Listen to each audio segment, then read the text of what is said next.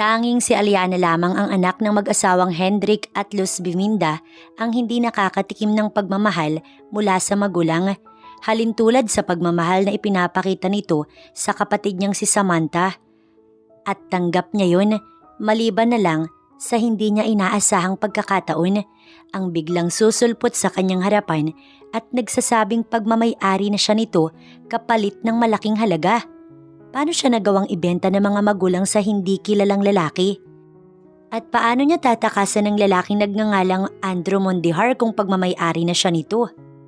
Katatapos lamang ni Aliana maglaba dahil linggo iyon at wala siyang pasok sa trabaho. Isa siyang designer na hindi kayang suportahan ng mga magulang na sina Hendrik at Luz Biminda ang kanyang kagustuhan dahil para sa dalawa, pagsasayang lamang iyon ng oras at panahon. Ang nais na nga lang ng mga ito ay mag-asawa siya ng milyonaryong mag-aahon sa kanila sa kahirapan. Pero wala sa planong sundin ng mga magulang dahil dito malamig ang pakikitungo sa kanya ng mga ito. Ang pagkakaalam niya, pabagsak na ang negosyo ng ama. Dahil dito, baon na sila sa utang. Ang negosyong iyon ay naipamahala pa sa kanyang ama mula sa pumanaw niyang lolo. Pero hindi nakakapagtakang malugi dahil malakas magsugal ang kanyang mami. Ang kapatid namang si Samantha ay masyadong maluho sa buhay. Samantalang siya, mga pinaglumaan nito ang palaging natatanggap. Bago siya nag-college, sapilitan pang ipinagamit ng babae ang luma nitong laptop. At dahil walang panahon ng ama at ina na sunduin siya habang nag-aaral noon sa kolehiyo, ay sapilitan ding ipinagamit sa kanya ng kapatid na si Samantha ang pinaglumaan nitong kotse. Pati mga damit ay halos second hand niyang nakukuha. Bunso si Samantha, kaya ito ang mas pinapaboran ng mga magulang, bagay na ikinakalaki ng ulo nito. Ngayong may kinikita na siya at sariling pera, nais niya nang bumukod ng tirahan pero hindi niya magawa dahil nasa ina ang kanyang cash card. Never niyang nahahawakan ng kanyang pinaghirapan.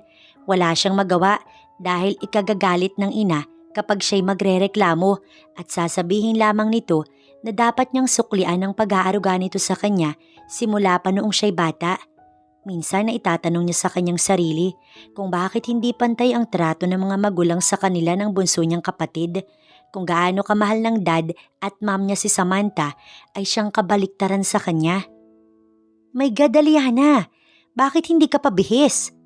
Gulat ang mom niya nang mapasukan siya sa kanyang silid na nagpapahinga pa. Masakit ang kanyang likod at kamay sa dami ng nilabhan. Isa-isang nag-alisan ng kanilang mga katulong dahil hindi na pinapasweldo ng ina dahil wala na silang pera. Kaya kapag nasa bahay ay sa kanya nakaatang ang lahat ng gawain. Napaangat ang kanyang paningin direkta sa kanyang ina. Bihis na bihis ito at nakatikwas ang pilik mata. Makapal ang lipstick at makeup. May suot na kumikinang na black dress at tinernuhan ng sandals na may mataas na takong. Kaarawan kasi ng tita Violeta niya na kapatid ng kanyang ama at hindi inaasahang siya isasama. Unang-una, si Samantha lamang ang binilhan nito ng isusuot na sapatos at siya ay wala. "Kasama ho ba ako, Mami?" Nakangiti niyang tanong na nasisiyahan. Hindi niya kasi akalain. Noong nakaraang kaarawan kasi ni Tita Violeta, hindi siya isinama dahil ginanap iyon sa isang hasyenda ng mga Mondihar. Mayaman ang napangasawa ng kanyang Tita Violeta. Palibhasa ay napakaganda nito. Marahil isa sa mga rason kung bakit ito nagustuhan ni Jerry Mondihar dahil mabait ang kanyang tita. Kaya ngayon, maganda na ang buhay nito. Nabibili lahat ng gusto at nakakapag-travel kahit saan. Kung bakit niya alam ang tungkol dito ay dahil close sila ng kanyang Tita Violeta. Madalas ay dito niya nasasabi ang hinanakit sa kanyang ina at ang sabi nito'y magsikap siya dahil balang araw titingalain at hahangaan siya ng marami at iyon ang kanyang pinagsisikapan ang makilala siyang magaling na designer. "Natural na kasama ka dahil kulang ang serbidor sa mansyon." Pagalit na saad ng kanyang ina. Natigilan siya at nawala ang kanyang mga ngiti sa labi. Pagod siya, bakit kailangan sumama para mag-serve sa mga bisita? "Ma'am, okay lang bang hindi ako sumama? Masakit kasi ang katawan ko." Nanlaki ang mga mata nito at siya'y pinamiwangan. "At sinong nagsabi sa'yong hindi ka sasama ha? Kumilos ka na at tayo kung paghintayin mo kami." Wika nitong pagalit. Inirapan pa siya bago tinalikuran. Wala na siyang nagawa pa. Nagbihis siya ng t-shirt at maong pants tsaka lumabas na sa kanyang silid. Nasa kotse na ang mga magulang at kapatid at lahat ay maayos ang bihis. Ang ama niya ay nakatuksido pa, lalo na si Samantha na nakagown. Nagmistula siyang alalay ng mga ito. Irita siyang sinulyapan ni Samantha pagsampa niya ng kotse. Wala ka man lang bang maayos na damit ha, Aliana? Look at yourself. Naturingan kang designer. Nakakahiya sa mga bisita ng tita mo. Inis siyang tinignan ng ama na nasa driver's seat. Katabi naman ito sa unahan ng ina at kapwa sila nasa likod ni Samantha. Don't mind her, Hendrik. Pinasama ko siya sa mansyon dahil kulang ang serbidor. Tugon ng kanyang ina na umirap. Mahina namang natawa si Samantha. Well, bagay naman sa'yo maging serbidor, Aliana. Saad naman ito. Madalas siyang maliitin ng kapatid pero hindi niya ito pwedeng patulan. Bukod na mas matanda siya ng 2 taon rito ay makakalaban niya ang kanyang mga magulang. Mahal na mahal nito ang kapatid niya. Pagmamahal na hindi niya makuha sa mga ito. Pagdating sa mansyon, marami ng bisita pero hindi pa man nagsisimula ang party. Gusto pa sana niyang batiin ng tiyahin pero minanduhan na siya ng ina na tumulong sa kusina. Kaya naman tumuloy na siya sa kusina kung saan abala ang mga maid. Nang magsimula ang party, lalo siyang naging abala. Ang mayordoma ang tagamando sa kanila sa mabilisang kilos. Salamat naman at tumulong ka, iha. Kawawa siguro itong si Lina. Kakay at Saida, ang dami pa namang bisita. Saad ng mayordoma na si Nana Pasita. Nasa kusina na silang lahat at kahit papaano tapos na silang mag-serve ng mga pagkain kaya nakapagpahinga na rin. Wala pong anuman, Nana Pasita. Abay, ano pang hinihintay mo? Magbihis ka na ng maayos at humarap ka na sa mga bisita dahil miyembro ka ng pamilya. Utos sa kanya ni Nana Pasita. Nakadama siya ng lungkot pero hindi na pinahalata pa. Naku, ang totoo po niyan, wala akong isusuot na maayos. Pinasama talaga ako ni Mami para tumulong na mag-serve. Tugon niya kaya napaawang ang labi ng ginang at ang mga katulong ay nagkatinginan. Happy birthday! Bati ni Andrew kay Violeta na asawa ng kanyang tito Jerry, bunsong kapatid ng kanyang ama. 3 magkakapatid ang mga ito pero nasa ibang bansa ang kanyang isang tita. Hindi nga niya akalaing makakadalo pa sa kaarawan nito dahil kagagaling niya lang sa business trip. Saktong tinawagan siya kanina. Salamat, Andrew. Masaya ako nakarating ka. Masaya siya nitong inaniyahang pumasok sa loob kung saan naroon ang maraming mga bisita. Kumusta naman ang business ni Kuya Leo sa Siargao? Singit na tanong ni Tito Jerry habang papasok sila sa loob. Ang ama niya ang tinutukoy nito. Batid kasi ng lalaki na kagagaling niya lang doon. Ayos naman, ang sabi ko kay Dad, ibenta na total wala na rin siyang panahon bisitahin ang kanyang lupain doon. Kung pumayag si Kuya, mabuting at nauto ko siya bago ako nag-asawa na bilhin ang shares ko. Natatawang saad ni Jerry. O tama na ang kwentuhan about business dahil kaarawan ko ngayon. Let's enjoy the moment, okay? Saad ni Violeta na hindi makatiis sumabad sa pag-uusap ng mga ito. Nagtawanan lamang ang dalawa. Tamang-tama, may inuwi akong wine galing Singapore. Nang minsang magawi kami doon ng tita mo. Just wait me here. Saad ni Jerry na nag-excuse sa kanila. Go ahead, Tito. Halika, ipakikilala kita sa kapatid ko at sa family niya. Iginiya naman ni Violeta si Andrew sa mesang inukupan ng kanyang kuya Hendrik. Naroon ang asawa nito at anak. By the way, Andrew, meet my brother Hendrik, Ate Luz Biminda, her wife, at ang bunsong anak nilang si Samantha. Pagpapakilala nito sa mga naroon. Binati at nginitian ito ni Andrew at kinamayan. Siya na rin ang nag-introduce sa kanyang sarili. Natutuwa siyang makilala ang mga ito. Si Samantha ay hindi maikurap ang pagkakatitig sa gwapong lalaki. Tila na love at first sight ata siya. Tingin niya'y nakilala niya na ang lalaking gusto niya nang makasama habang buhay. By the way, Kuya Hendrik, where is Aliana? Pagtataka ni Violeta dahil hindi na naman kasama ang panganay na anak. Noong nakaraang kaarawan niya ay ang dahilan ng mga ito ay may sakit si Aliana kaya ito nagpaiwan sa bahay. Samantalang kasama ito sa pinadala niyang tiket para sa paglipad ng pamilya papunta sa Siargao. Hindi makasagot ang mga ito. Sakto namang dumating si Jerry at natuon ang atensyon ng lahat dito. Inanyayahan agad dumupo si Andrew ng tiyuhin at pinaunlakan naman ng binata. Matapos ang ilang oras, nag-serve na muli sina Aliana ng inumin. Ang ibang maid ay desserts. Nang makita ang kanyang pamilyang kausap sina Tita Violeta, natigilan si Aliana. Masaya kasi ang mga ito. Nagtatawanan pa habang nagkukwentuhan. Kahit anong pigil niyang wag mainggit, hindi niya magawa. Habang kasi nagkakasiyahan ng mga ito, siya naman ay pagod na. Gusto mang magpahinga, hindi naman niya magawa. Ano ba yan, bulag ka ba? Boses ng babae ang nagpabalik sa realidad kay Aliana. Napatingin siya sa babaeng nagsalita at hindi niya inaasahang mabuhusan ito ng juice na hindi niya sinasadya dahil nakatingin siya sa kanyang pamilyang nagsasaya. Ma'am, sorry po, hindi ko po. Lagapak ang mukha ni Aliana matapos sampalin ng babae bago pa maituloy ang kanyang sasabihin. Sapo niya ang pisngi na namamanhid na napatingin dito. Sorry, ganun na lang. Kayong mga muchacha ang mga tanga-tanga. Mga walang pinag-aralan, ang kapal ng muka. Hindi mo ba alam na mas mahal pa itong damit ko kaysa sa buhay mo? Sigaw ng babae kaya nakaagaw ng pansin sa lahat. Nagpantig ang pandinig ni Aliana. Masyado naman itong minaliit ang mga katulong. Naiintindihan niyang galit ito pero walang karapatan ng babae na saktan siya, lalo't hindi naman niya sinasadya. Tumayo siya ng tuwid sa harapan nito at tumingin ng diretsyo. Sumusobra naman na po ata kayo. Hindi ko naman sinasadya. Humingi na nga ako ng pasensya. Ganun. Sa galit ng babae siya'y sinabunutan. Lumaban naman si Aliana sa babae at sinabunutan din ito. Napatayo naman si Violeta, lalo na nang makilala si Aliana na siyang kaaway ng isa sa mga bisita niya. Tumakbo siya upang awatin ng dalawa. Maging ang mga magulang ni Aliana ay napatayo din. Nagalit ang anyo ni Luz Biminda dahil sa ginawa ng anak niya. Wala na talaga itong nagawang mabuti. Nanggulo pa ito sa kaarawan ng tiyahin. Humanda ito mamaya sa bahay. Maging si Andrew ay napatayo din. Bagaman hindi kilala ang dalawang iyon, naagaw ng isang babae ang kanyang atensyon. Teka, si Aliana yun ah. Narinig niyang wika ng tiyuhin na agad lumapit sa mga ito. Napasunod siya ng tingin maging sa mag-asawang Hendrik at Luz Viminda.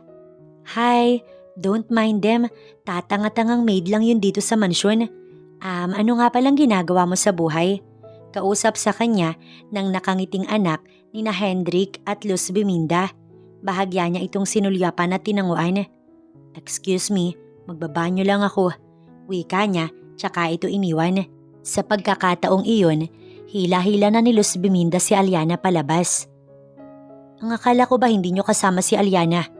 Kung anong nangyari at kailangan niyang mag-serve ng pagkain, samantalang marami namang maid. How could you do this to her, Kuya Hendrik? Dinig ni Andrew ang naghihinanakit na boses ni Violeta. Halos maiyak ito. Hindi naman nakasagot ang tinanong. Sweetheart, just calm down. It's your birthday tonight. Pangaalo ng tiyuhin. Iiling-iling na lang ang babae at binalingan ng bisita nitong nabasa ang damit ng juice na hindi naman yata sinasadya. Humingi ito ng pasensya. Sa labas ay natanaw niyang pinagsasasampal si Aliana ni Luz Biminda. Wala kang kahihiyan, Aliana, kahit saan ka ilagay. Sinira mo yung party ng tita mo, ang kapal ng mukha mo. Gigil na sigaw ng babae habang sinasampal ito. Ma'am, sinaktan niya ako. Pinagtanggol ko lang naman yung sarili ko. Umiiyak na sagot ng babae. Napabuntong hininga si Andrew bago sumakay sa kanyang kotse. Kinuha niya ang cellphone at nag-message sa kanyang tito na umuwi na. Dahil may importante pa siyang lalakarin kahit na wala naman, hindi niya lang nagustuhan ang nakitang tagpo kanina. Pagdating sa kanyang kondo ay tumuloy si Andrew sa silid nito. Kinuha ang kanyang laptop at kalaunan tinipa niya ang buong pangalan ni Hendrik Fernandez. Bigla ay tila nagka-interes siya kay Aliana. Namamalisbis ang luha ni Aliana habang iniinda ang sampal ni Luz Viminda. Hindi kasi ito nakontento sa party. Pagdating sa bahay, halos patayin siya nito. Tama na nga yan. Awat ng kanyang ama sa asawa at itinaboy siya patungo sa kanyang silid pero tila ba Hindi siya makagalaw sa kanyang kinatatayuan. Gusto niyang ipagpasalamat na kahit papaano, inawat ng ama ang ina. Kahit anong paliwanag niya kasi rito, hindi ito nakikinig sa kanya. Kaya lumalaki yung ulo niyang anak mo dahil kinakampihan mo. Narinig niyang sigaw ng ginang. Ano pa bang gusto mo, Luz Biminda? Sinaktan mo na si Aliana kaya tama na. At hindi kampi ang tawag dyan, kundi nakakabingi na yung sigaw mo. Malakas ang boses ng kanyang ama at naiinis sa asawa. Napaismid si Samantha na nakikinig lang sa dalawa at siya'y inirapan. Kasalanan mo to, Aliana eh. Kung hindi ka tatanga-tanga sa party ni Tita Violeta, hindi ito mangyayari. Sigaw sa kanya ni Samantha. Sunod niyang narinig ang lagabog ng pintuan na pasara. Naiwan siyang mag-isa sa sala na umiiyak pa rin. Muli niyang narinig ang sigawan ng magulang sa loob ng silid. Gusto ko bukas na bukas, paalisin mo yung anak mo dito, Hendrik. Hindi ko siya gusto pang makita. Hindi ko siya matatanggap sa pamilyang to. Sa tuwing nakikita ko siya, naaalala ko si Mariela. Sigaw ni Luz Biminda para saglit siyang matigilan. Sino si Mariela? Tanong niya sa kanyang isip. Matapos maglinis ng katawan at magbihis, ay nakatulugan na lamang ni Aliana ang sama ng kanyang loob. Kailan siya pakikinggan ng mga ito? Kailan siya makakagawa ng tama sa paningin ng mga magulang? Yun ang madalas niyang itanong na wala namang kasagutan. Kinaumagahan matapos magluto ng almusal, nagbaon na lamang at pumasok na sa trabaho. Hindi niya na inintay pa ang mga kasamahan sa bahay na magising. Ang alam niya ay maagang pumasok sa opisina ang kanyang ama dahil wala na ang sasakyan nito sa garahe. Ang ina at kapatid naman ay tulog pa. Matapos makagraduate ng education ni Samantha, ay hindi naman ito nag-take ng board exam or walang balak magtrabaho. Paglalakwatsa lang ang ginagawa at hindi naman masaway ng ina. Hello, Iha. How are you? Nasa kabilang linya ang kanyang tita Violeta. Nahimigan niya ang pag-aalala nito sa boses. Kasalukuyan siyang nagmamaneho patungong opisina nang ito ay tumawag. On the way na ako, tita, to my office at okay ako. Pinilit niyang maging maayos ang boses. Kahit ang totoo, hindi siya okay. Dama pa niya ang sampal ng ina kagabi. Kinausap ko na si Kuya Hendrik, Iha. Don't deny it. I know sinaktan ka na naman ni Luz Biminda. At naiinis ako dahil hinahayaan iyon ng ama mo. Hindi na maiwasan ng tiyahin ng mag-angat ng boses. Paborito kasi siya nito noon pa. Kaya nga galit sa kanya si Samantha dahil ang sabi nito pumapapel siya sa tiyahin. Inamin din ng tita niya na ayaw nito sa attitude ni Samantha dahil manang-mana daw sa kanilang ina kaya mas close ito sa kanya. Napabuntong hininga na lamang si Aliana. Tita, pwede bang magtanong? May binanggit kasi si Mami kagabi about someone. Her name was Mariela if I'm not mistaken. Sino po siya? Puno ng kuryosidad niyang tanong para matigilan ito sa kabilang linya. Tita, nandyan ka pa ba? Naiinip niyang tanong dahil hindi ito makapagsalita ng ilang minuto. Iha, I'll call you back, okay? May lakad kasi kami ng Tito Jerry mo today. Bye, sweetie, I love you. Hindi na nga nito inintay na makasagot siya at pinutol na nito ang linya. Nagkibit balikat na lang siya, tsaka tinanggal ang earpad sa tenga, tsaka nag-concentrate sa pagmamaneho. Alam niya sa sariling umiiwas ito sa kanyang tanong. Sa office, habang dinadamitan ng kanyang new design Berlines collection ng isang manikin, ay natitigilan si Aliana habang iniisip ang pangalang bumabagabag sa kanyang isipan, pero binaliwala na lang iyon at nag-focus sa ginagawa niya. Need niya nang matapos iyon ngayon. Sa bahay ay gising na ang mag-inang Samantha at Luz Biminda. Pasado 10:00 na ng umaga. Nagtungo ang dalawa sa kusina at inalam kung nagluto ba ng almusal si Aliana bago pumasok sa office. At katulad ng dati, sabay nakakain ng dalawa. Mama, did you remember Andrew last night? Habang nag-aalmusal ay tanong ni Samantha. Napatingin ito sa gawin ng anak. Siyempre naman, ngumiti si Luz Biminda. I want him to be mine, Mom. Magagawa mo ba iyon ng paraan? Tanong ni Samantha. Lalong lumapad ang ngiti ni Luz Biminda tsaka maarting sumubo ng piniritong itlog. Don't worry, sweetie. Kakausapin ko yung daddy mo tungkol dito. Alam mo anak, nagmana ka sa akin. Magaling pumili ng lalaki. Hindi lang gwapo kundi mayaman. Saad ni Luz Biminda, natutuwa siya sa anak niya.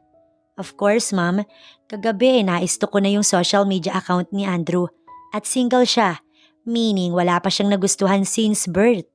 Ngumiti ito sa ina, ipinakitang interesado sa lalaki.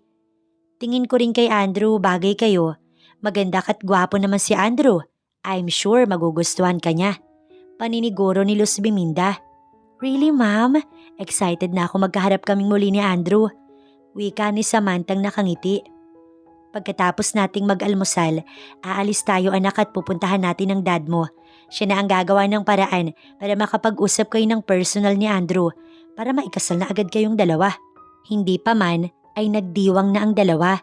Si Samantha ang tipo ng babae na hindi titigil hanggat hindi makukuha ang gusto. Isa ito sa ugali ng babae. Si Andrew naman sa mga sandaling yun ay patungo sa office ni Mr. Fernandez. Gusto niya si Aliana at gagamitin niya ang kanyang salapi para ito ay makuha. Sa unang pagkakataon ay nagka-interes siya sa isang babae. Hindi niya makalimutan ang inosenteng mukha nito habang sinasaktan ng ina kagabi. Sisiguraduhin niyang hindi siya tatanggihan ni Mr. Fernandez sa malaking perang i-offer niya kapalit ni Aliana. Alam niyang lubog na ito sa utang, bukod dun, pabagsak na rin ang negosyo. Si Andrew ang tipo ng tao na hindi titigil hanggat hindi nakukuha ang gusto. Ilang sandali pa, nasa office na siya ng ama ni Aliana. Andrew? Gulat si Mr. Fernandez pagkakita sa lalaking nasa kanyang opisina. Mabutit na tatandaan mo ko.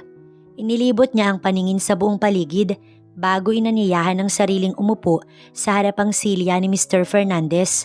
At nasisihan si Hendrik na makita si Andrew mismo sa kanyang office. Naunahan na nga siya nitong umupo bago pa maanyayahan. Naparito ko para sa isang bagay. Para kay Aliana. Gusto ko ang anak mo. Walang gatol at paligoy-ligoy na saad ni Andrew para tumaas ng bahagya ang sulok ng labi ni Mr. Fernandez. Anong ibig mong sabihin? Name the price, Mr. Fernandez. Ibibigay ko sa iyo kapalit ni Aliana. Ani Andrew, ilang minuto ding natulala ang lalaki sa kinauupuan bago tumawa ng malakas na hindi niya alam kung para saan. Binibili mo ang anak ko? Alam mo ba ang ibig sabihin nun? Bigla itong sumeryoso. Alam kong pabagsak na ang negosyo mo, Mr. Fernandez. Dapat ka pa ngang magpasalamat sa akin dahil tutulungan kita. Seryoso ding tugon niya. Nakita niyang nag-isip si Mr. Fernandez bago napatingin sa gawin niya. Siya naman ay kampanting makukuha ang dalaga. 25 million kapalit ng anak ko. Kaya mo bang ibigay, Andrew? Wala pang 15 minutos ay tanong nito. Ikaw ang tatanungin ko, Mr. Fernandez. Handa ka ba talagang ibenta ang anak mo? Gusto ko lang ipaalam sa iyo na gagawa ako ng kasulatan pagkatapos kong bilhin ang anak mo. Wala ka ng habol pa sa kanya. Ang ibig sabihin nun ay akin na siya. Matiim niya itong tinitigan. Sa muli, nag-isip na naman ng matanda. Nakapagdesisyon na ako, Andrew. Kailangan ko ng malaking halaga para muling mabuhay ang negosyo ko. May pamilya akong umaasa nito.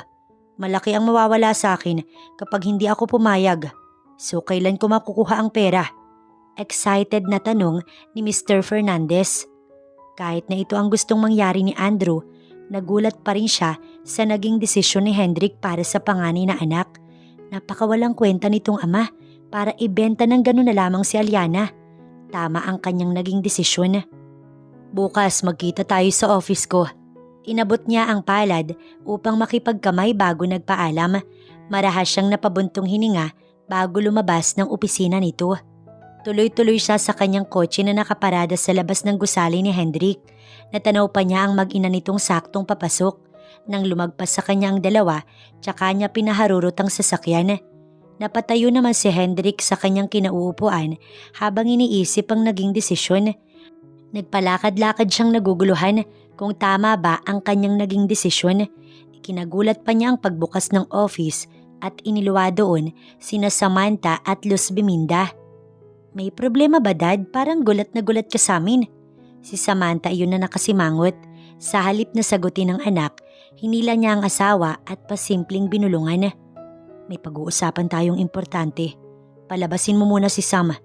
Utos niya rito. Pero Hendrik, may gusto din kaming sabihin sa iyo. Ani Luz Biminda. Mas mahalaga ang sasabihin ko. Pabulong nito na sinulyapan ng anak nilang babae. Nagtataka ito habang nakatingin sa kanilang mag-asawa. Na-curious naman si Luz Biminda kaya sandali nitong pinalabas si Samantha kahit na nagmamarakolyo na ito. At ganoon na lang ang pamimilog ng mga mata sa tuwa nang sabihin ng asawa ang tungkol sa malaking offer ni Andrew kapalit ni Aliana. Nasilaw agad sa pera ang dalawa kahit nakapalit pa noon ay ang walang kamalay-malay na dalaga. Bye Aliana! Kaway ng workmate ng dalaga na si Sheila. Pasado 8:00 na iyon ng gabi. May ilang design pa siyang tinapos. Sinamahan naman siya ni Sheila dahil delikado nga raw siyang mag-isa sa kanyang office dahil bali-balita ay bastos daw ang boss nila. Natatawa na lamang siya sa balitang iyon dahil wala iyong katotohanan. Paborito pa nga siyang bigyan ng overtime nito at malaking bagay iyon para sa kanya. Bye Sheila! Kaway niya rin na binuksan na ang kanyang kotse.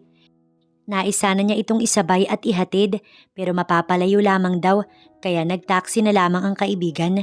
Tsaka niya pinatakbo ang sasakyan nang tuluyan na ring makaalis ang taxi na sinasakyan nito. Si Andrew ay tanaw ang dalaga mula sa malayo. Nakasakay ito sa sariling kotse.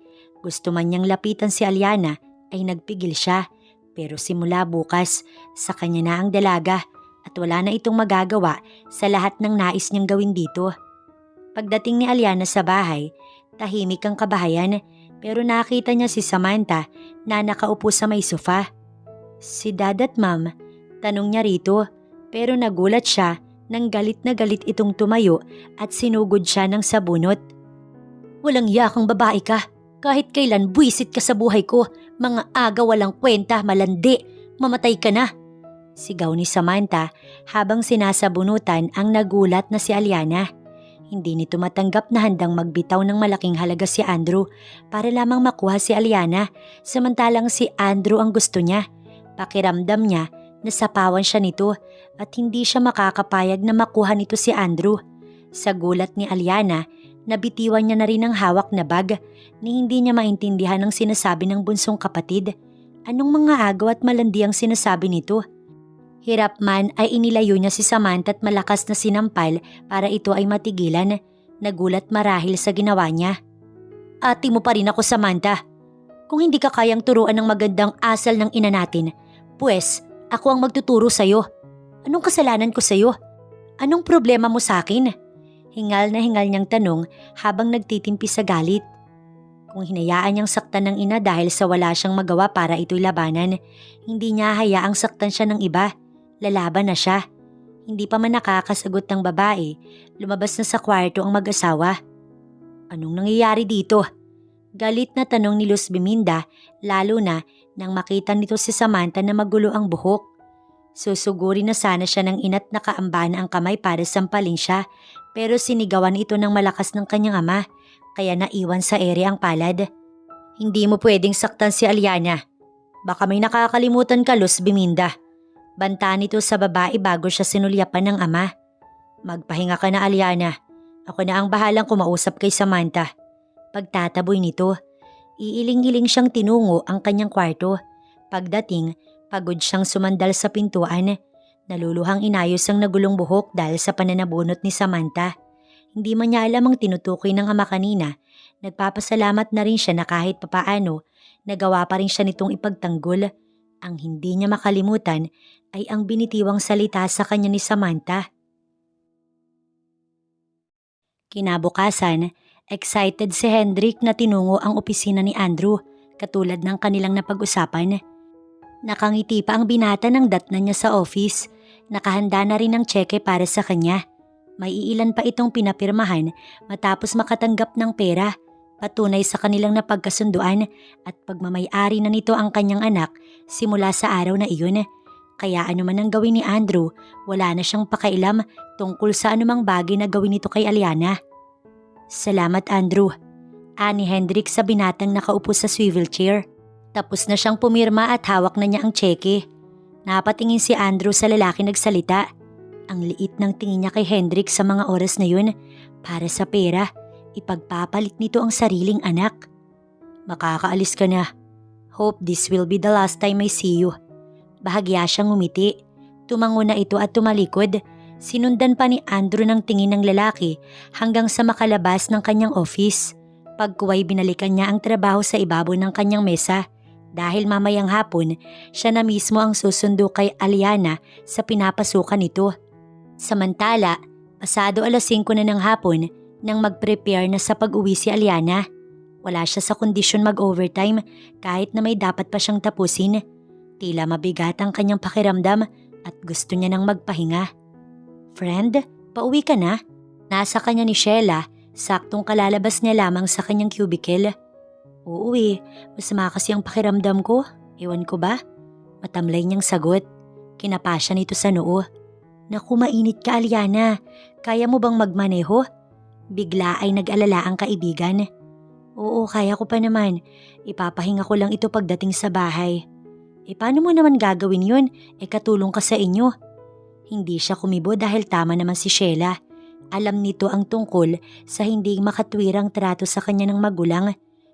Kung dati ay nasasaktan siya sa katotohanan yun, ngayon ay tila unti-unti na lang siyang nasasanay. Sinabayan na siya nitong maglakad hanggang labas. Pauwi na rin kasi ito. Nais pa nga sana siyang samahan ng nag-aalalang kaibigan. Subalit tumanggi si Aliana. Sige, ikaw bahala. Ingat ka ha. Kumaway ito bago nagpara ng taxi. Nakipagbeso pa si Sheila bago tuluyang sumakay. Nang makaalis ito, tsaka siya tumawid upang tunguhin sa parking space ang kanyang sasakyan, pero natigilan siya nang may kulay itim na sasakyang huminto sa kanyang harapan. Tulala siyang napatingin sa unti-unting bumukas na bintana ng kotse sa kanyang tapat. Isang hindi pamilyar na lalaki ang lulan ng sasakyan na iyon. Get in the car. Baritonong boses ng lalaki. Nahahawig ito kay Mark Pin sa Thai drama na napanood niya sa palabas na Waves of Love. Nagpalinga-linga siya upang siguruhin siya ang tinutukoy ng lalaki. Hindi niya kasi ito kilala, pero bukod sa kanya ay wala nang ibang taong malapit sa kanyang kinatatayuan. Ako? Turo niya sa sarili. Bahagya namang napangiti si Andrew sa natural na reaksyon ng dalaga. Ngayong nakikita niya na sa malapitan ng babae, masasabi niyang worth it ang halagang binitiwan. Si Aliana ang nais niyang babaeng pakasalan at pakasama habang buhay. Ito ang babaeng magiging ina ng kanyang pangarap na 12 anak. Dahil nag-iisa siyang anak ng kanyang mga magulang, bibigyan niya ng maraming apo ang mga ito. Binuksan niya ang pintuan ng kotse para lumabas at nakita niya itong napaatras. Balak sana siyang talikuran, marahil ay nakaramdam ng takot sa pag-aakalang masama siyang tao. Pero tinawag niya ito sa buong pangalan. Miss Aliana Fernandez. Tigilan ito saglit at marahang bumaling na muli paharap sa kanya. Nakarehistro ang pagtataka sa reaksyon ng dalaga. I'm Andrew Mondihar, your husband-to-be. Formal niyang pagpapakilala. Nanlaki ang mga mata ni Aliana sa narinig. Husband-to-be? Hindi siya bingi. Pero tama ba ang narinig niya mula sa lalaking ngayon niya lamang nakita at nakaharap? Pamilyar sa kanya ang apelyido nito dahil halintulad iyon sa apelyido ni Tito Jerry. Kung hindi nga lang magandang lalaki ang nasa harap niya, aakalain niya itong wala sa sarili. Pasensya na po Mr. Ha, hindi ko kasi kayo kilala excuse me. Dali-dali siyang tumalikod at tumawid upang tunguhin ang kanyang kotse. Pero mas mabilis ang lalaki dahil nilagpasan siya at ngayon nakaharang sa kanyang daan. Nagulat siya nang hawakan ito sa kamay at akmang dadalhin sa sasakyan nito pero siya'y nagpumiglas. Bitiwan mo ko! Nagtitimpi siyang sumigaw. You're mine now, Aliana. Sasama ka sa akin dahil bayad na kita. Saad ni Andrew sa nagpupumiglas na dalaga. Rason para matigilan ito at tumitig sa kanya ang namasasaluhan nitong mga mata. Ramdam ni Andrew ang mainit na babae at ang pamumula ng magkabilang pisngi.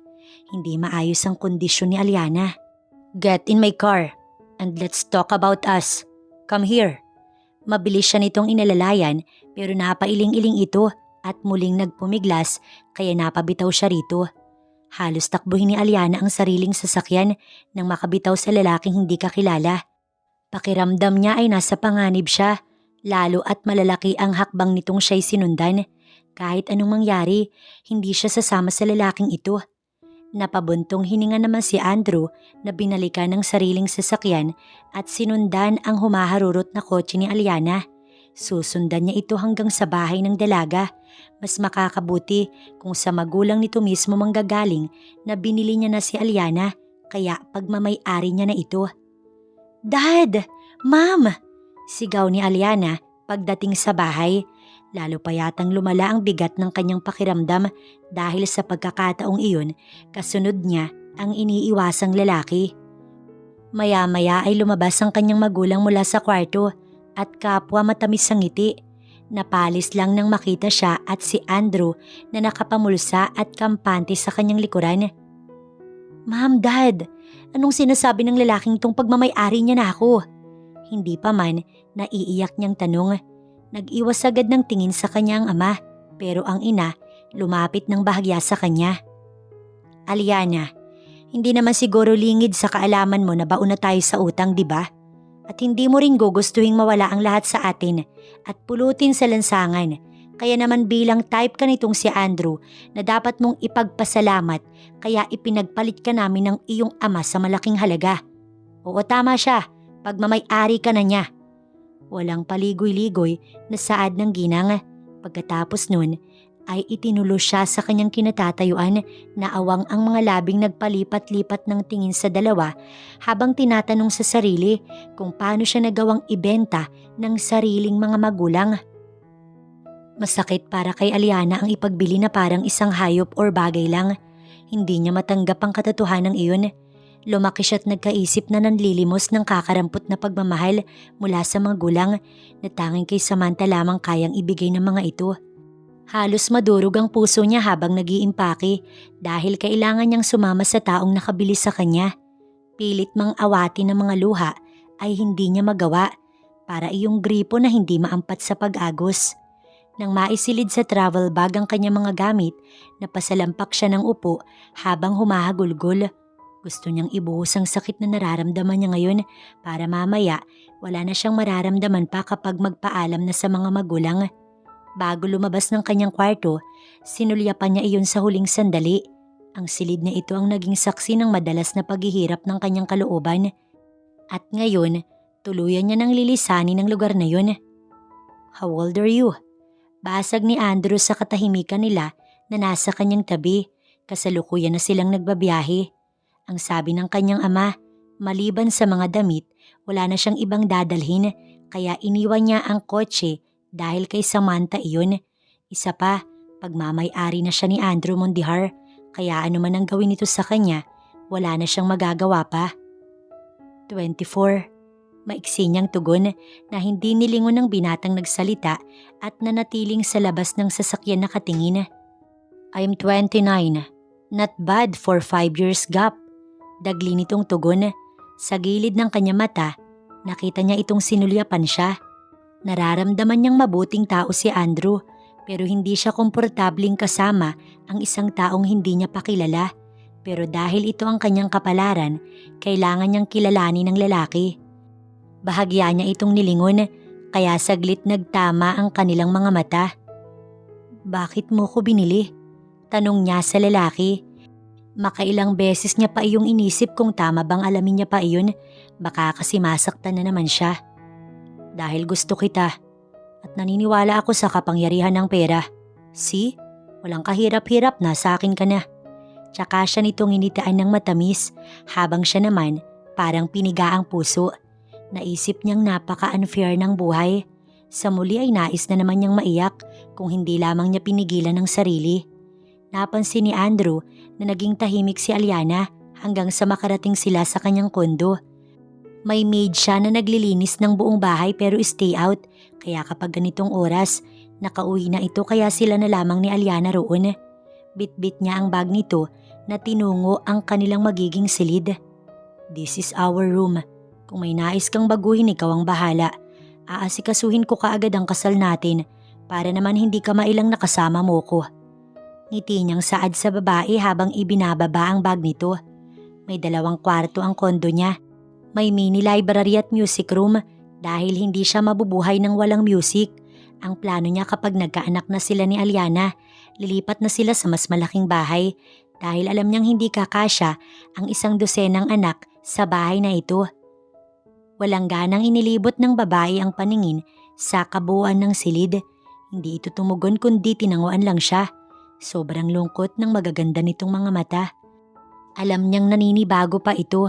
Balang araw, masasanay din si Aliana na siya ang kasama. I know you're tired, Aliana. Just take a rest, okay? Maghahanda lang ako na makakain natin. Hindi niya na inintay na sumagot ito bago siya lumabas. Palagi namang may stock na pagkain sa ref, kaya mabilis lang siyang nakapagluto. Wala pang 30 minutes, tinawag niya na ang babae.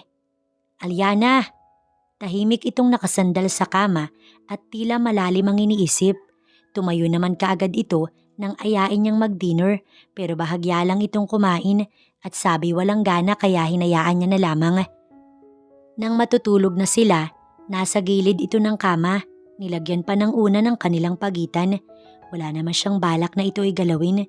Hindi niya pipilitin ng babae kahit na maikasal pa sila. Alam niyang kusa iyong ibibigay sa kanya ni Aliana sa tamang panahon. Kalagitnaan ng gabi, nagising siyang wala si Aliana sa kanyang tabi. Nagmamadali siyang bumangon upang hanapin ito sa labas ng silid. Nagulat siya at tulalang napatitig sa babae nang makitang nakahiga ito sa sofa.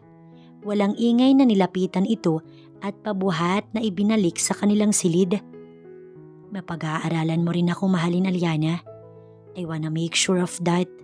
Bulong niya habang inilalapag ito sa malapad na kama. Matagal niyang tinitigan ang maamong mukha nito, pababa sa mga labi ng dalaga bago siya lumayo sa babae. Baka hindi niya mapigilan ang sarili at kung anong magawa niya rito.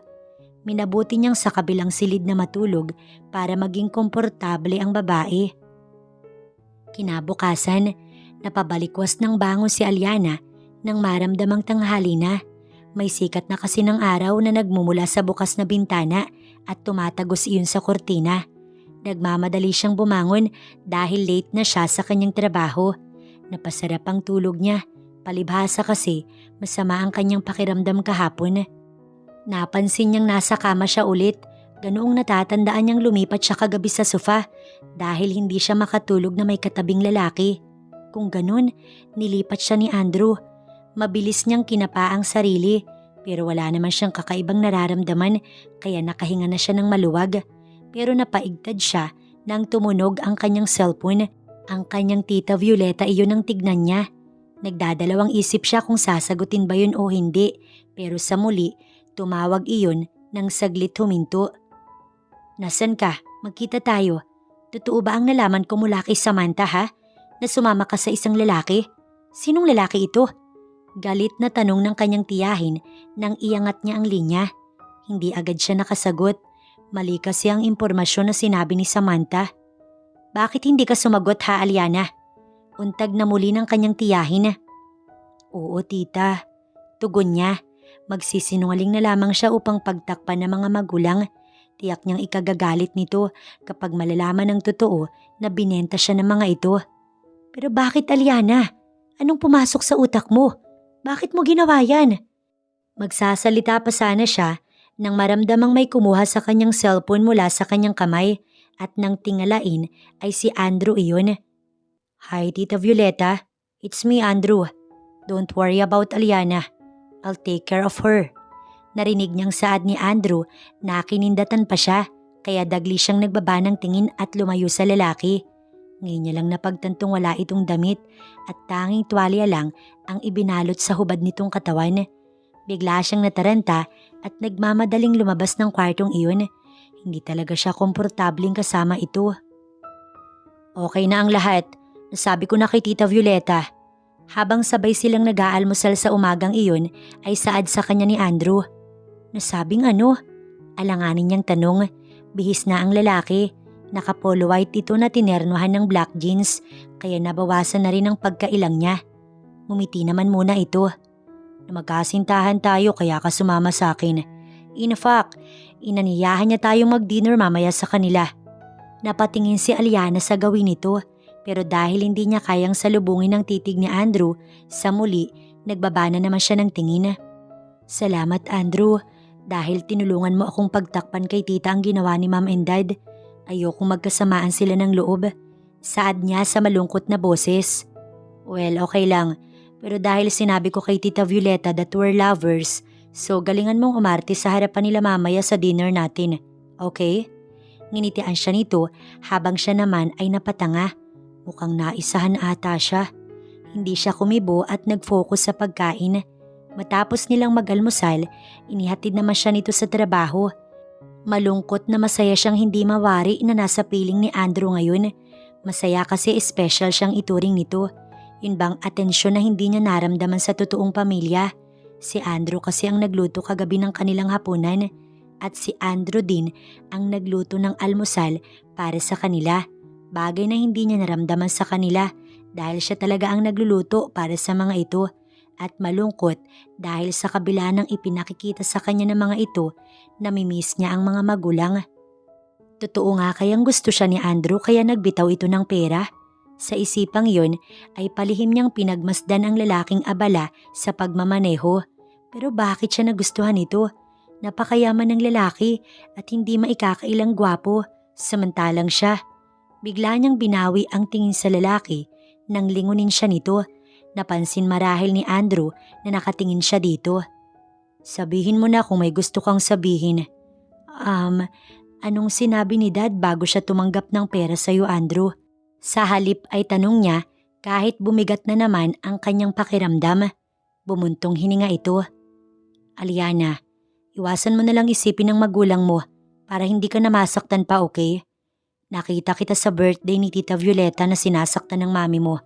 And I hate it. From now on, I will give you the love that you never take from your own family. Parang kinurot ang puso niya sa narinig. Masakit mang isipin pero yun ang totoo. Hindi siya minahal ng sarili niyang pamilya. Dapat ba siyang magpasalamat kay Andrew? Napansin na lang niya ang naghahabolang luha sa mga mata na agad ikinubli sa lalaki. Pasimple niya iyong pinahid. Bakit kailangan sa ibang tao niya pamaramdaman ng pagmamahal na nais niya mula sa sariling pamilya? Susunduin kita mamaya. Huwag ka nang mag-overtime, okay? Nang maiparada ang sasakyan ni Andrew sa tapat ng kanyang pinapasukan, ay nilingon siya nito. Sakto at tapos na siyang mag-emote. Salamat, Andrew. Aniya sa paus na boses. May pinipigilan kasi siyang emosyon. Tsaka siya nagmamadaling bumaba ng kotse at tumalikod para hindi na nito mahalata yun. Napabuntong hininga si Andrew habang sinusundan ng tanaw ang napakasimple bagaman magandang babae na kauna-unahang bumihag sa kanyang puso. Gagawin ko ang lahat para makita ka lang na masaya, Aliana. Pabulong niyang usal bago magmaniobra ng sasakyan. Psst, friend, sino yun? Saktong papasok pa lamang si Aliana sa gusaling pinagtatrabahuhan nang marinig ang boses ni Sheila sa kanyang likuran. Nakita nito marahil na may naghatid sa kanya. Si Andrew, walang emosyon niyang tugon habang ipinagpapatuloy ang paglalakad. Sinabayan naman siya ng kaibigan. Andrew ho, tono pa lang ng pangalan ng gwapo na. Teka, wala naman akong alam na manliligaw mo ah. Nilagpasan siya nito at iniharang ang katawan sa kanya. Nanunodyo pang initian siya. Mahabang istorya, Sheila. Tugon niya na nalulungkot dahil naalala na naman ng mga magulang. Nawala ang ngiti nito nang makitang siya'y malungkot. Eh di paiksiin mo, isamari mo na lang ganun. Pangungulit nito at alam niyang hindi titigil si Sheila hanggat hindi niya sinasabi ang lahat dito. Kaya sinabi na lamang niya ang totoo na binenta siya ng ama kay Andrew para mabayaran na ang lahat ng kanilang utang. Nang marinig iyon ni Sheila, nanlaki ang mga mata nito.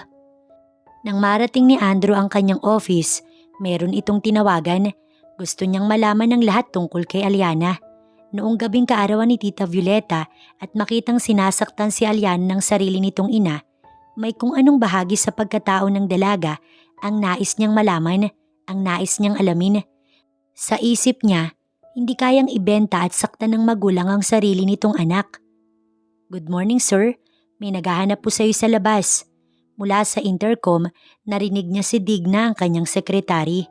Sakto namang tapos na siyang makipag-usap sa lalaking tinawagan. Isa iyong detective at nais niyang alamin ang background ng pamilya ni Hendrik. Papasukin mo. Tugon naman niya rito. Curious siya dahil walang inaasahang bisita dahil nasa ibang bansa ang kanyang mga magulang. Bibihirang umuwi ang mga ito sa Pinas. At kapag nagbabakasyon naman dito, iyon ay para silipin ang lupain nila sa Siargao pero tinatawagan muna siya ng mga ito para sunduin. Hi Andrew, naaalala mo pa ba ako? Nang bumukas ang pinto, isang babae ang iniluwanon. May magandang muka at katawan na napapalamutian ng kumikinang na alahas. Naalala niya ang bunsong anak ni Hendrik. Naalala niyang ipinakilala ito ng tita Violeta niya sa kanya. Samantha, tama ba? Paniniguro niya. Tumawa ito ng bahagya at umupo sa harap ng kanyang silya. Nagdekwatro at bahagyang nililis ang suot na skirt upang lumantad ang mapuputing hita. Hawig na hawig ito sa ina kaya bigla niyang naalala ang kalupitan ng babae kay Aliana. What can I do for you, Samantha? Diretsahan niyang tanong. May magandang mood siya kanina pero ngayon ay wala na. Sabihin mo sa akin Andrew, maganda at sexy naman ako kumpara kay Aliana, di ba? Siguro kaya siya ang pinagbili ni Dad dahil wala siyang silbi sa pamilya namin at naparito ko para sabihin sa'yo na ako na lang ang kunin mo kapalit ng 25 million na binigay mo kay Dad dahil gusto kita Andrew, gustong gusto kita. Pagkasabi nun, tumayo ang babae at lumapit sa kanya. Kumikending itong naglakad palapit na agad di kinawit ang isang braso sa leeg niya. Mabuti na lang at naging maagap siya dahil balak pa nitong kumandong sa kanya. Nakakabigla ang tahasang pagtatapat nito at pagpapakita ng motibo, bagay na ayaw niya sa isang babae. Mabilis siyang tumawag ng security at ito ay pinalabas. Daig pa ni Samantha ang nakadrugs. Napabuntong hininga na lamang si Andrew nang tuluyang mailabas si Samantha sa kanyang opisina. Para itong nasiraan ng bait kanina. Napakalayo kung ikukumpara kay Aliana. Tsaka lang yata bumalik ang magandang mood niya nang maalala si Aliana. Bigla tuloy niyang namiss ang dalaga.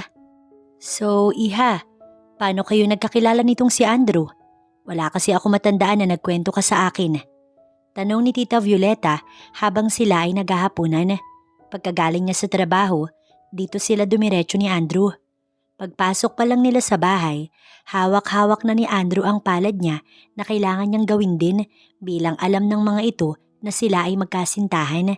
At habang kumakain, pinagsisilbihan siya ng lalaki na tila ba normal na nangyayari sa kanilang pagitan. Nagpapalipat-lipat ang tingin nito sa kanila at ramdam niyang namamawis ang kanyang palad na may hawak na kutsara at tinidor habang iniisip ang isasagot. Matagal na kaming magkakilala, tita. Ako na ang nagsabi kay Aliana na sorpresahin kayo ni Tito Jerry. Si Andrew ang sumagot dahil wala siyang makapang sasabihin. Nagkatinginan ng mag-asawa at naaaliw na tinignan silang dalawa. Well, na-surprise niyo nga kaming dalawa. Mukhang bagay na bagay nga kayo. Tumatawang saad ng kanyang tiyahin. Kabado lamang siyang ngumiti. Tinanong pa siya ni Tito Jerry kung mahal nga niya talaga si Andrew kaya napatingin siya sa gawin ng lalaki. Tinanguan lamang siya at nginitian kaya sumagot siya ng oo. Pero nakakapagtakang pinayagan ka agad ng dad mo na sumama kay Andrew na hindi pa kayo na ikakasal. Maya-maya, wika ng tiyahin. Huwag kang mag-alala tita. Pinaprocess na namin ni Aliana ang tungkol sa kasal.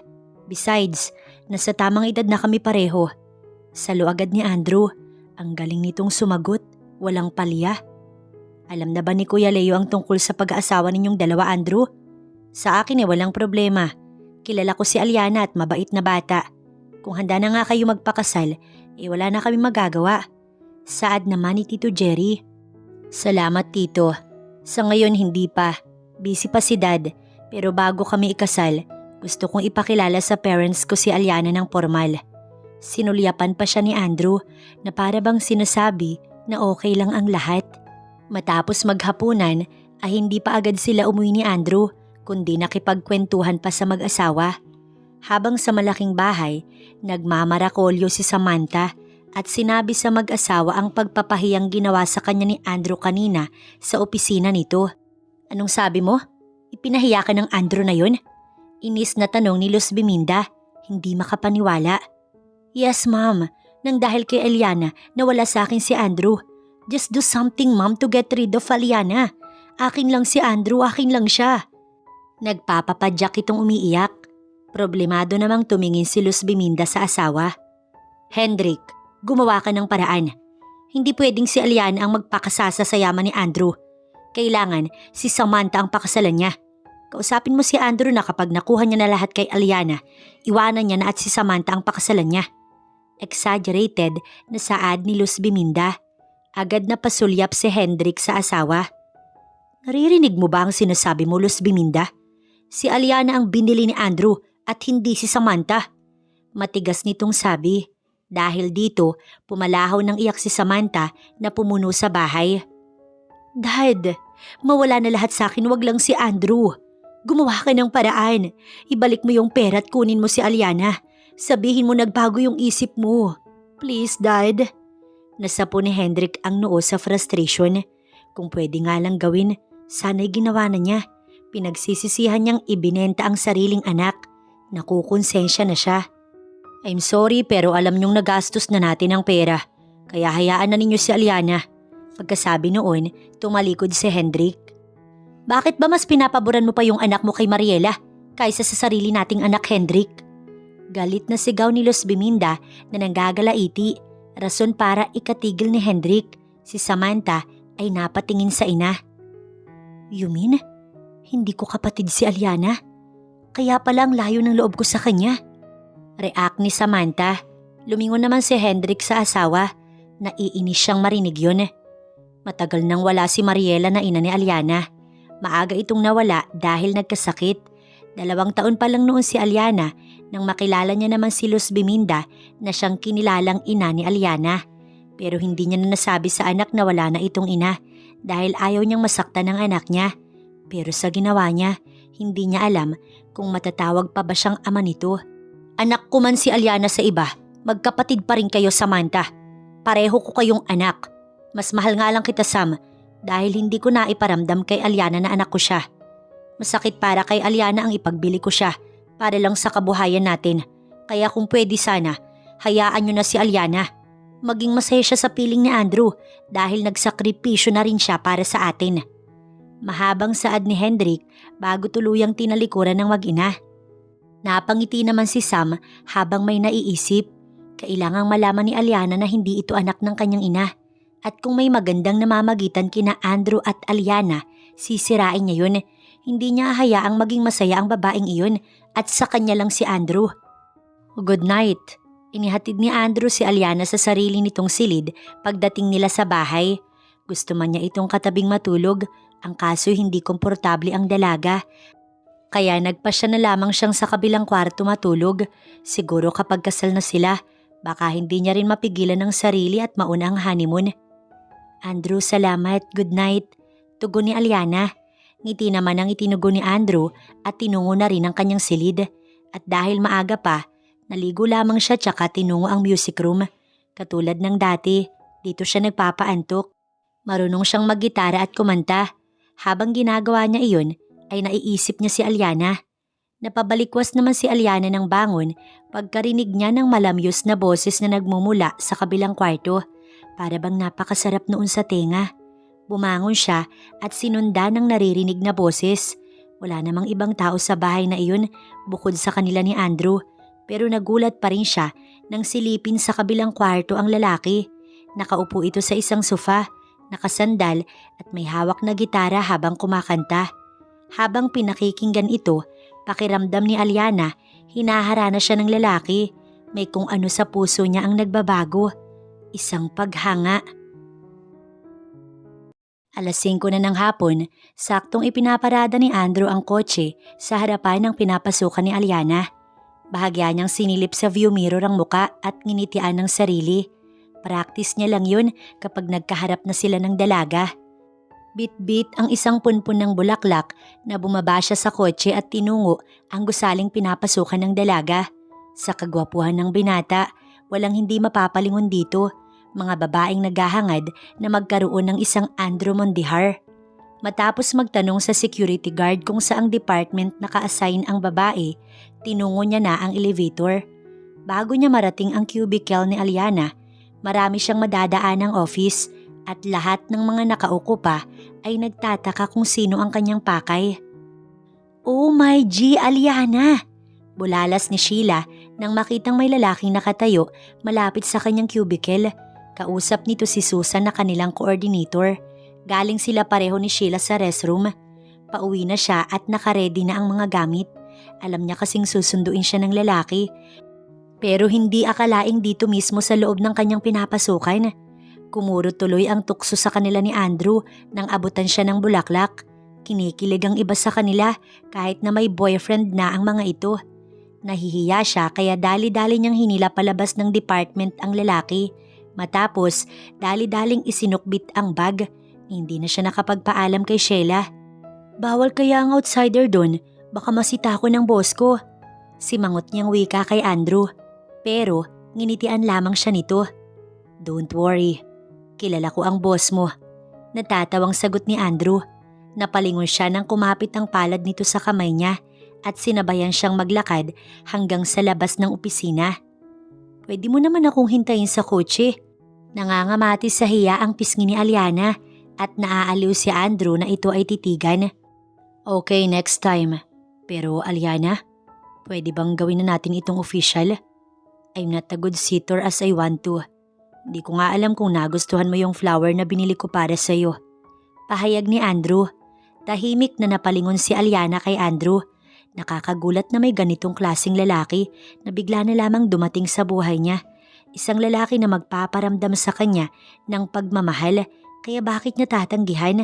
Si Andrew ang tipo ng lalaking walang sinumang hindi pwedeng makaagaw ng atensyon. Sa totoo lang, hindi naman kasi talaga bagay sa lalaki ang manligaw dahil pwedeng babae ang maghabol dito. "Okay, Andrew." Tugon naman niya nang marating nila ang sasakyang nakaparada sa parking space. Dito walang gaanong tao, kung meron man ay bihira. Lumapad ang ngiti nitong siya'y tinitigan. "You mean yes, tayo na? GF na kita, Aliana?" Hindi maikakaila ang saya sa mukha ng lalaki. Wala naman na talaga siyang choice. Binili man siya ni Andrew, yun ay dahil mahal siya nito. Sa bagay na iyon, natulungan pa nito ang kanyang pamilya. Kaya dapat niya pang ipagpasalamat kay Andrew ang tungkol sa bagay na iyon. Tumango-tango siya bilang tugon na ang ibig sabihin, pumapayag siyang maging kasintahan nito. Pero nagulat siya sa sunod na ginawa ng lalaki. Binuhat siya at sumigaw ng, "Yes! GF ko na si Aliana!" Nang bitiwan siya nito, nagsisisigaw pang muli si Andrew na hindi matawaran ng saya. Napapatakip siya ng muka upang ikubli sa mga dumadaan na napapalingon sa gawin nila ng lalaki. Nakakahawa ang sayang nakikita niya rito, kaya hindi niya maiwasang mapangiti at pahilang isinakay ng kotse ang nobyo, pero kinabig siya nito at niyakap. "I love you, Aliana. I promise not to hurt you. I promise to give you everything. I love you so much, babe." Tsaka mahigpit siya nitong niyakap. Sa unay hindi niya alam ang mararamdaman, pero kalaunan parang maiiyak na rin siya sa saya. At napaangat ang dalawang braso para yakapin din ng lalaki. Si Andrew ang kauna-unahang taong nagparamdam sa kanya ng kakaibang pagmamahal bukod sa kanyang tita, yung tipong gagawin nito lahat para sa kanya. And yes, masaya siyang maging bahagi ito ng buhay niya. Matapos nilang maging opisyal na magkasintahan, ay tsaka nagplano si Andrew na ipakilala ang GF sa mga magulang kahit through video call lang. At nais niya ring anyayahan ng mga magulang para sa nalalapit nilang kasal. Habang si Samantha sa araw na yun ay handa ng guluhin at sirain ang buhay ni Aliana. Ano kaya ang mararamdaman nito kapag nalaman ng babae na hindi ito tunay na anak ng kinilalang ina at hindi minahal ng ama, kaya ipinagpalit ito sa malaking halaga? Tinawagan niya ang kapatid at nakipagkita siya sa isang lugar. Si Aliana naman ay nagtataka kung bakit biglaan na lang nakipagkita si Samantha sa kanya, kaya inagahan niyang mag-out sa work. Nagpaalam na lang siya kay Sheila na makikipagkita sa kapatid niya. Nang marating ang isang park kung saan nakipagkita sa kanya si Samantha, tila ba kanina pa ito nag-aantay. "Kamusta ka na, Aliana?" Nakangiting tanong sa kanya ni Samantha. "Okay naman, salamat at tinawagan mo ko, Samantha." "Kamusta na sila mama at dad?"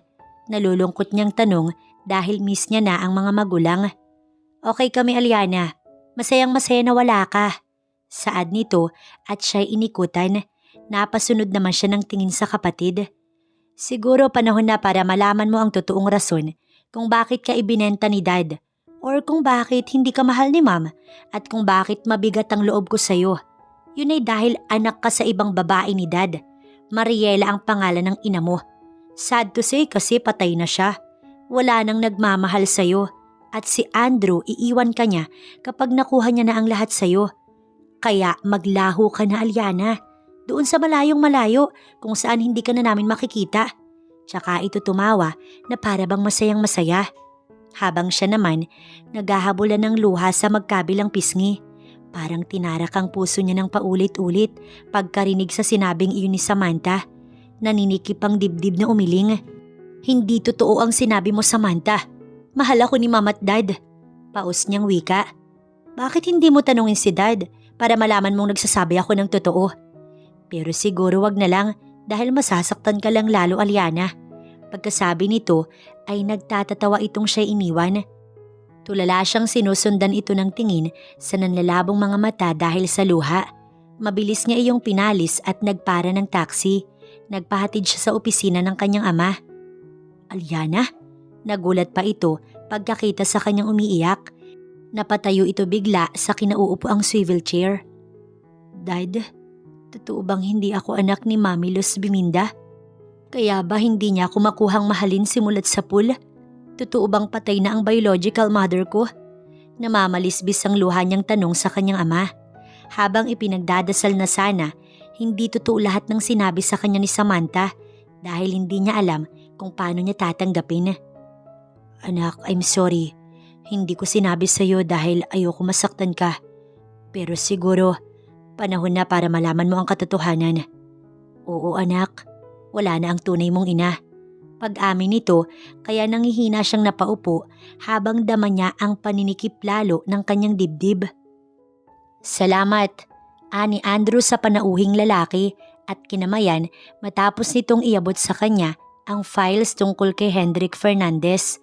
Dito, napag-alamanan niya na may una itong pinakasalan na nagngangalang Mariela at si Aliana ang naging bunga noon ng pagmamahala ng dalawa kaya hindi anak ni Luz Biminda ang kanyang nobya.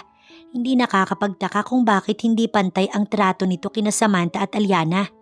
Nang magpaalam ang binayarang detective, mabilis niyang nilisan ang kanyang office upang sunduin si Aliana dahil bigla siyang nag-alala sa nobya. Subalit pagdating sa pinapasukan, wala si Aliana at sinabi ng kaibigan nitong si Sheila na nakipagkita ito kay Samantha. Dali-dali siyang umalis at lalong nag-alala para rito. Habang pinatatakbo ang sasakyan, sinubukan niyang tawagan ng babae subalit walang tugon mula sa dalaga. Aliana, please sagutin mo. Pag-aalala niyang bulong na lalo pang binilisan ng pagmamaneho kahit hindi alam kung saan ito pupuntahan. Maaaring umuwi ito sa bahay ng magulang kaya pupuntahan niya ito doon. Paano mo nagawa sa aking ilihim ang tungkol dito, Dad? Umasa akong mamahalin ni Mami balang araw. Yun pala hindi na mangyayari pa dahil hindi niya ako anak. Umiiyak pa rin si Aliana, bagaman pilit kinakalma ang sarili. Dahan-dahan siyang tumayo nang bahagyang makabawi. I'm sorry anak, hindi ko alam na mas masasaktan kita ng ganito kapag nalaman mo. Nakatango ng ama niyang Saad, umiling-iling siya. Kaya pala kahit anong gawin ko, Dad, hindi ako magawang mahalin ni Mami dahil hindi ko siya tunay na ina. Kaya pala simulad sa pool, namamalimos ako ng pagmamahal mula sa kanya. Pero alam niyo po kung anong mas masakit, Dad? Yung pati sa'yo, hindi ko makuha yung pagmamahal na gusto ko. Samantalang dapat kayo yung magpaparamdam nun sa akin. Nanginginig ang palad na pinahid niya ang mga luha. Sinubukan siyang hawakan ng ama pero umiwas siya rito. Bigla ay nakadama siya ng matinding galit para rito. Ngayong alam niya na ang lahat na hindi siya tunay na anak ni Luz Biminda, wala na siyang aasahan pa mula sa mga ito. At matapos siyang ipagpalit ng ama sa malaking halaga, wala na rin siyang pamilya. Diretso siyang tumayo at mariin itong tinignan. Aalis na po ako. Tandaan yung simula sa mga oras na to, wala na tayong pakailam sa isa't isa. Kinamumuhian ko kayong lahat na nagpasakit sa akin. Lalo ka na, Dad. Pinagsisisihan kong ikaw ang naging ama ko. I hate you. Bulyaw niya rito na punong-puno ng hinanakit ang boses at tumalikod na patuloy na umiiyak. Naiwang tigagal si Hendrik dahil sa narinig mula kay Aliana. Sising-sisi sa kanya mga nagawa rito. Hindi alam ni Aliana kung saan pupunta habang tinatahak ang kahabaan ng kalsada. Nais niyang mapag-isa. Nais niyang mawala ang bigat ng kanyang kalooban ngayon. Sobra siyang nasasaktan. Andrew? Gulat man ay natuwa si Samantha nang makita ito sa kanila. Bigla ang lakas ng kanyang kaba habang nakatitig sa gwapong binata. Si Aliana, nandito ba siya? Sinabi sa akin ni Sheila na nakipagkita siya sa'yo. Wala siya sa opisina. Ayaw niyang sagutin ang kanyang cellphone. Nag-aalala ang boses ni Andrew na saad. Kadarating niya lang sa bahay ng ama ni Aliana. Napaismid naman si Samantha at inis na inis nang marinig ang pangalan ng babaeng iyon. Tinik talaga ito sa kanyang lalamunan. Pero pagkakataon niya nang siluin si Andrew ngayon, yaman din lang naman na ito mismo ang nagtungo sa kanyang lungga. Saktong wala ang kanyang ina at ama. Magagawa niya ang kanyang balak. Nilapitan niya ito't inakbayan. Bakit hindi ka muna magmerienda, Andrew?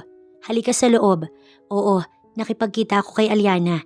Pero sabi niya may lalakarin mo na itong importante. Kaya baka pupunta na siya ngayon. Sa loob mo na lang siya hintayin. Pagsisinungaling ni Samantha na nilangkapan ng lambing ang boses. Masuyo nitong hinila sa loob ang lalaki. Pero tila napaso si Andrew na mabilis binawi ang kamay na hawak niya. Nakita ni Samantha na nagdial ito sa cellphone pero panay ring lamang iyon. Maupo ka muna ha, Andrew. Ipagtitimpla lamang kita ng juice, okay? Aniya sa lalaki pero mukhang hindi naman siya napansin. Minabuti niyang magtungo sa kusina. Pasimple niyang nilagyan ng sleeping pills ang inumin na tinimpla para kay Andrew. Napangiti pa si Samantha sa kanyang plano dahil pagkatapos nito alam niyang mapapasa kanya na ang binata at si Aliana ang mawawalan. Pasensya ka na, Aliana. Malas ka kasi. Bulong ni Samantha. Sa kabilang dako, tanaw ni Hendrik ang anak na tila wala sa sariling naglalakad.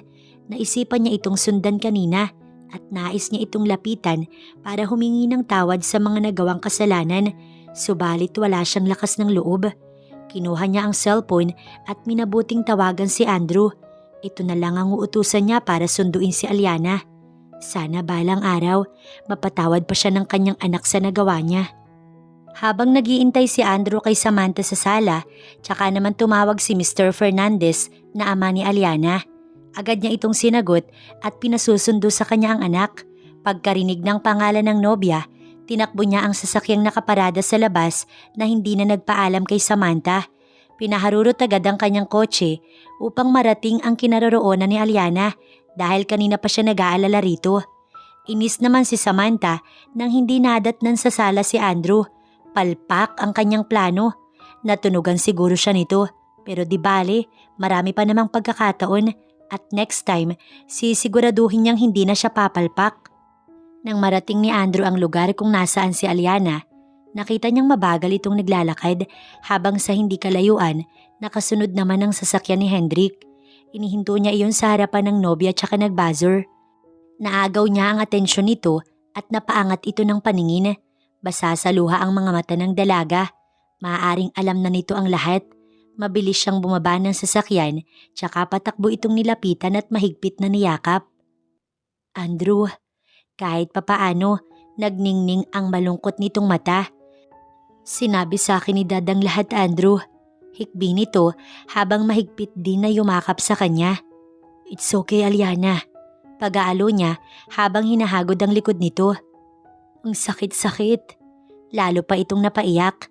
Nandito lang ako, Aliana. Hindi ka nag-iisa, okay? Mahal na mahal kita. Pagkuway pinahid niya ang luha nito at pabuhat na isinakay sa kanyang kotse. Para kay Aliana, ito na ang huling pagkakataong iiyak siya. Wala na siyang pamilya, kundi tanging si Andrew ang meron na lang siya. Naramdaman niyang marahan siyang inilapag ni Andrew sa ibabaw ng kanyang kama. Halos hindi niya na namalayang nakarating na pala sila sa bahay dahil sa sobrang bigat ng kanyang kalooban. Magpahinga ka na muna. Maghahanda lang ako ng dinner natin. Matapos siyang ilapag nito sa kama, umupo si Andrew sa kanyang tabi at masuyong hinaplos ang kanyang pisngi. Malamlam ang mga matang siya'y tinitigan. Andrew, salamat dahil nandyan ka. Hindi ko alam ang gagawin ko pag wala ka. Hindi ko alam kung saan ako pupunta. Mahina niyang usal. Dasal niya na hindi totoo ang sinabi ni Samantha na iiwan siya nito kapag nakuha na ang lahat sa kanya. Nginitian siya ng nobyo. Karamay mo ko, okay? Hinawakan nito ang palad niya at hinagkan. Napangiti na siya dahil pinagaan ni Andrew ang kanyang pakiramdam. Mas minahal niya pang lalo ang lalaki dahil sa kabutihang ipinakikita nito sa kanya. Pagkatapos nilang kumain, naglinis siya ng katawan at nagbihis. Patulog na sana siya nang kumatok si Andrew. Nabungaran niya itong may hawak na unan at nakangiti sa kanya. Nag-aalala ko sa'yo, kaya babantayan kitang matulog. Hindi na nito inintay na papasukin niya, kundi kusa na itong pumasok sa loob ng silid. Nalulungkot siya at pakiramdam niya, kailangan niya ng kausap. Isinara niya ang pinto, tsaka lumapit na sa kama. Humiga siya. Tahimik si Andrew na nakahiga na sa kabilang bahagi ng kama habang nakamasid sa kanya. Good night, babe. Saad nito sa kanya. Nag-good night siya at ipinikit ang kanyang mga mata. Pero tila, nakikita niya pa ring nakatitig sa kanya si Andrew. Muli siyang nagdilat at tama siya. Nakatitig pa rin sa kanya ang nobyo at sa pagkakataong iyon, wala nang dalawang dangkal ang kanilang pagitan. Gusto kitang yakapin, Aliana. Pwede ba? Nagpapaalam ang tono nito pero hindi naman inintay na sumagot dahil kinabig na agad siya ng nobyo. Iniunan siya sa isang braso nito. Hindi niya mawari ang napakasayang pakiramdam na yakap nito ngayon. Iniyakap niya rin ang isang braso sa nobyo, tsaka ipinikit ang mga mata. Kung dati naiilang siyang katabi at hindi makatulog sa tabi nito, ngayon ay mas kailangan niya si Andrew sa kanyang tabi. Kinabukasan, nagising si Aliana na wala si Andrew sa kanyang tabi, pero daman niyang nakatulog siya ng maayos. Naligo muna bago lumabas ng kwarto. Sa sala ay kausap nito si Ate Lilia na stay-out maid ni Andrew. Narinig niyang inutusan nitong mag-grocery at mag-general cleaning. Pansin niya kay Andrew, malinis talaga ito sa bahay. Kaya nga bago siya pumapasok sa trabaho, sinisiguro niyang malinis ang silid. Hi, good morning. Nang masulyapan siya, mabilis na lumapit ang nakangiting nobyo. Good morning, maaga yata si Ate Lilia. Puna niya. Isang beses pa lang kasi niya itong nadatnan sa bahay. Madalas wala na ito kapag umuwi sila ni Andrew sa bahay at tanghali na rin minsan kung pumasok. Hindi ko pa nasabi sa iyo kahapon dahil sa nangyari. Pauwi sila Mama at Dad dito sa Pinas para mag-attend ng kasal natin. Excited na silang ma-meet ka. Abot tenga ang ngiti nito. Siya naman ay bahagyang kinabahan. Kung hindi siya tanggap ng sariling pamilya, paano pa kaya ang iba? Natatakot siya na hindi magustuhan ng mga magulang ni Andrew. Babe, what's wrong? Pagtataka ni Andrew nang siya ay matahimik. Alanganin siyang tumingin dito. Natatakot ako, Andrew. Baka hindi ako matanggap ng mga magulang mo na baka katulad ng pamilya kung hindi ako tanggap. Bahagyang nangulap ang kanyang mga mata. Hindi sila katulad ng iniisip mo, Aliana. Marami silang magugustuhan na bagay sa iyo. You're beautiful, kind and smart. Mga bagay na minahal ko sa'yo. Kaya ang mabuti pa, let's get breakfast. Tsaka siya nito iginiya sa komedor. Salamat, Andrew. Aniya dito. Sa ngayon ay si Andrew lang ang kanyang pinaniniwalaan. Ito kasi ang tunay na nagmamahal sa kanya. You're welcome, babe. Inalalaya na siya nitong umupo. Dito ba sila mag-i-stay sa kondo mo pagdating? Tanong niya habang nagsisimula silang kumain. Hindi sanay sa mainit si Mama. May townhouse kasi kami sa Tagaytay. Doon sila ni Dad until our wedding. Pagkatapos magbabakasyon sila sa Siargao ng ilang araw bago bumalik sa States. Nakahinga siya ng maluwag. Ngayon pa lang, hindi niya na alam kung paano kikilos ng tama sa harapan ng mga ito. Andrew, okay lang ba yung kasal natin, yung simple lang? Yung si Tita Violeta at Tito Jerry lang ang bisita natin. Sa side mo naman, ang Mama at Dad mo. Pakiusap niya rito. Nginitian siya ng nobyo. Kung saan ka komportable, Aliana. I'll go for it.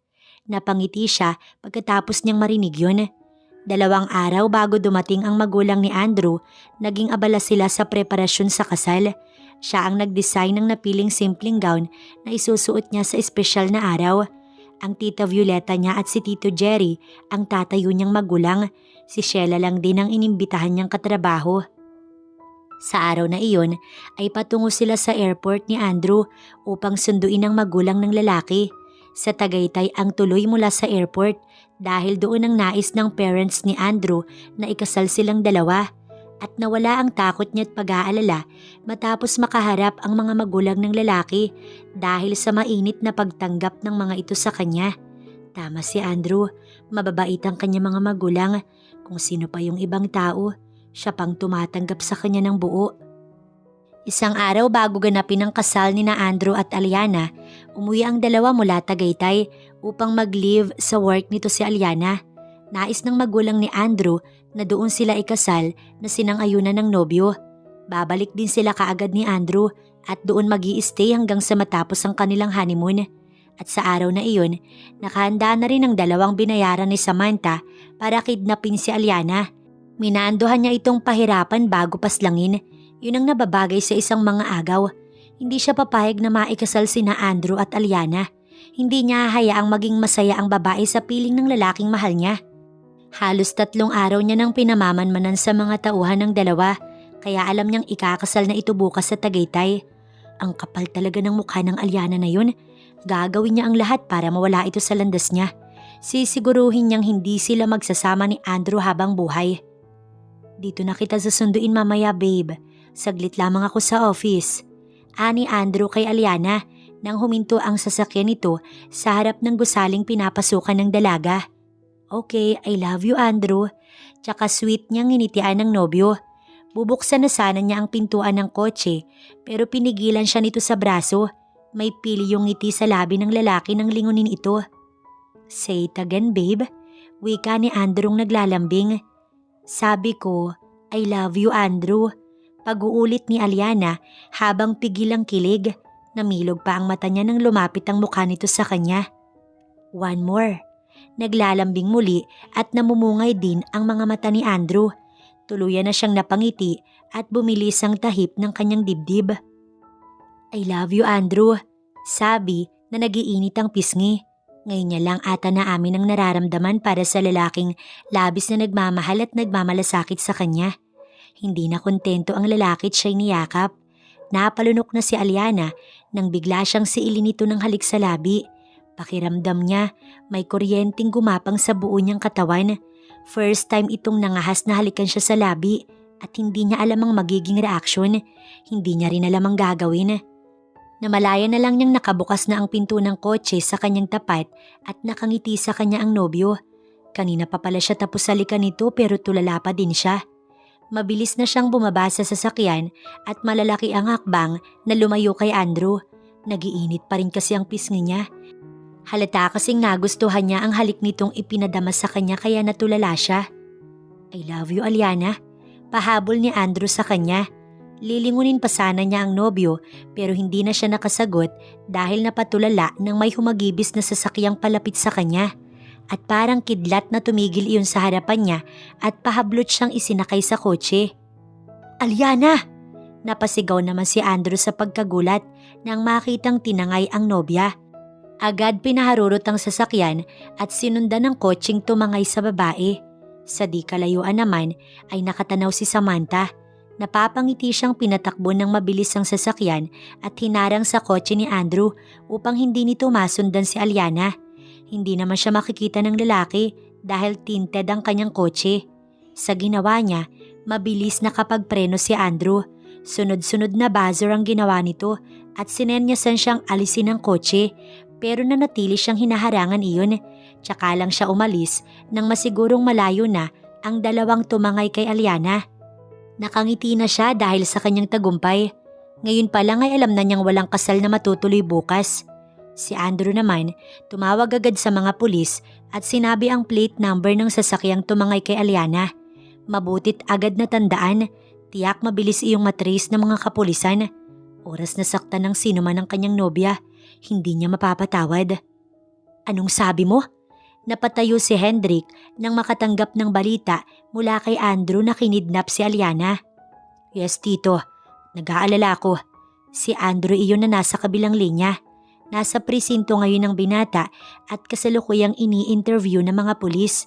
Pinatungan niya na ng 2 milyon sa ulo ang makakapagturo kung sino ang tumangay sa kanyang nobya. Natahimik saglit si Hendrik. Naalala niya ang sinabi sa kanya ng Samantha na gagawin ito ang lahat para hindi matuloy ang kasal ng dalawa. Okay, Andrew. Tutulong ako sa paghahanap sa anak ko. Salamat, tito. Nang maibaba ang linya, tsaka tinawagan ni Hendrik si Samantha pero hindi nito iyon sinasagot.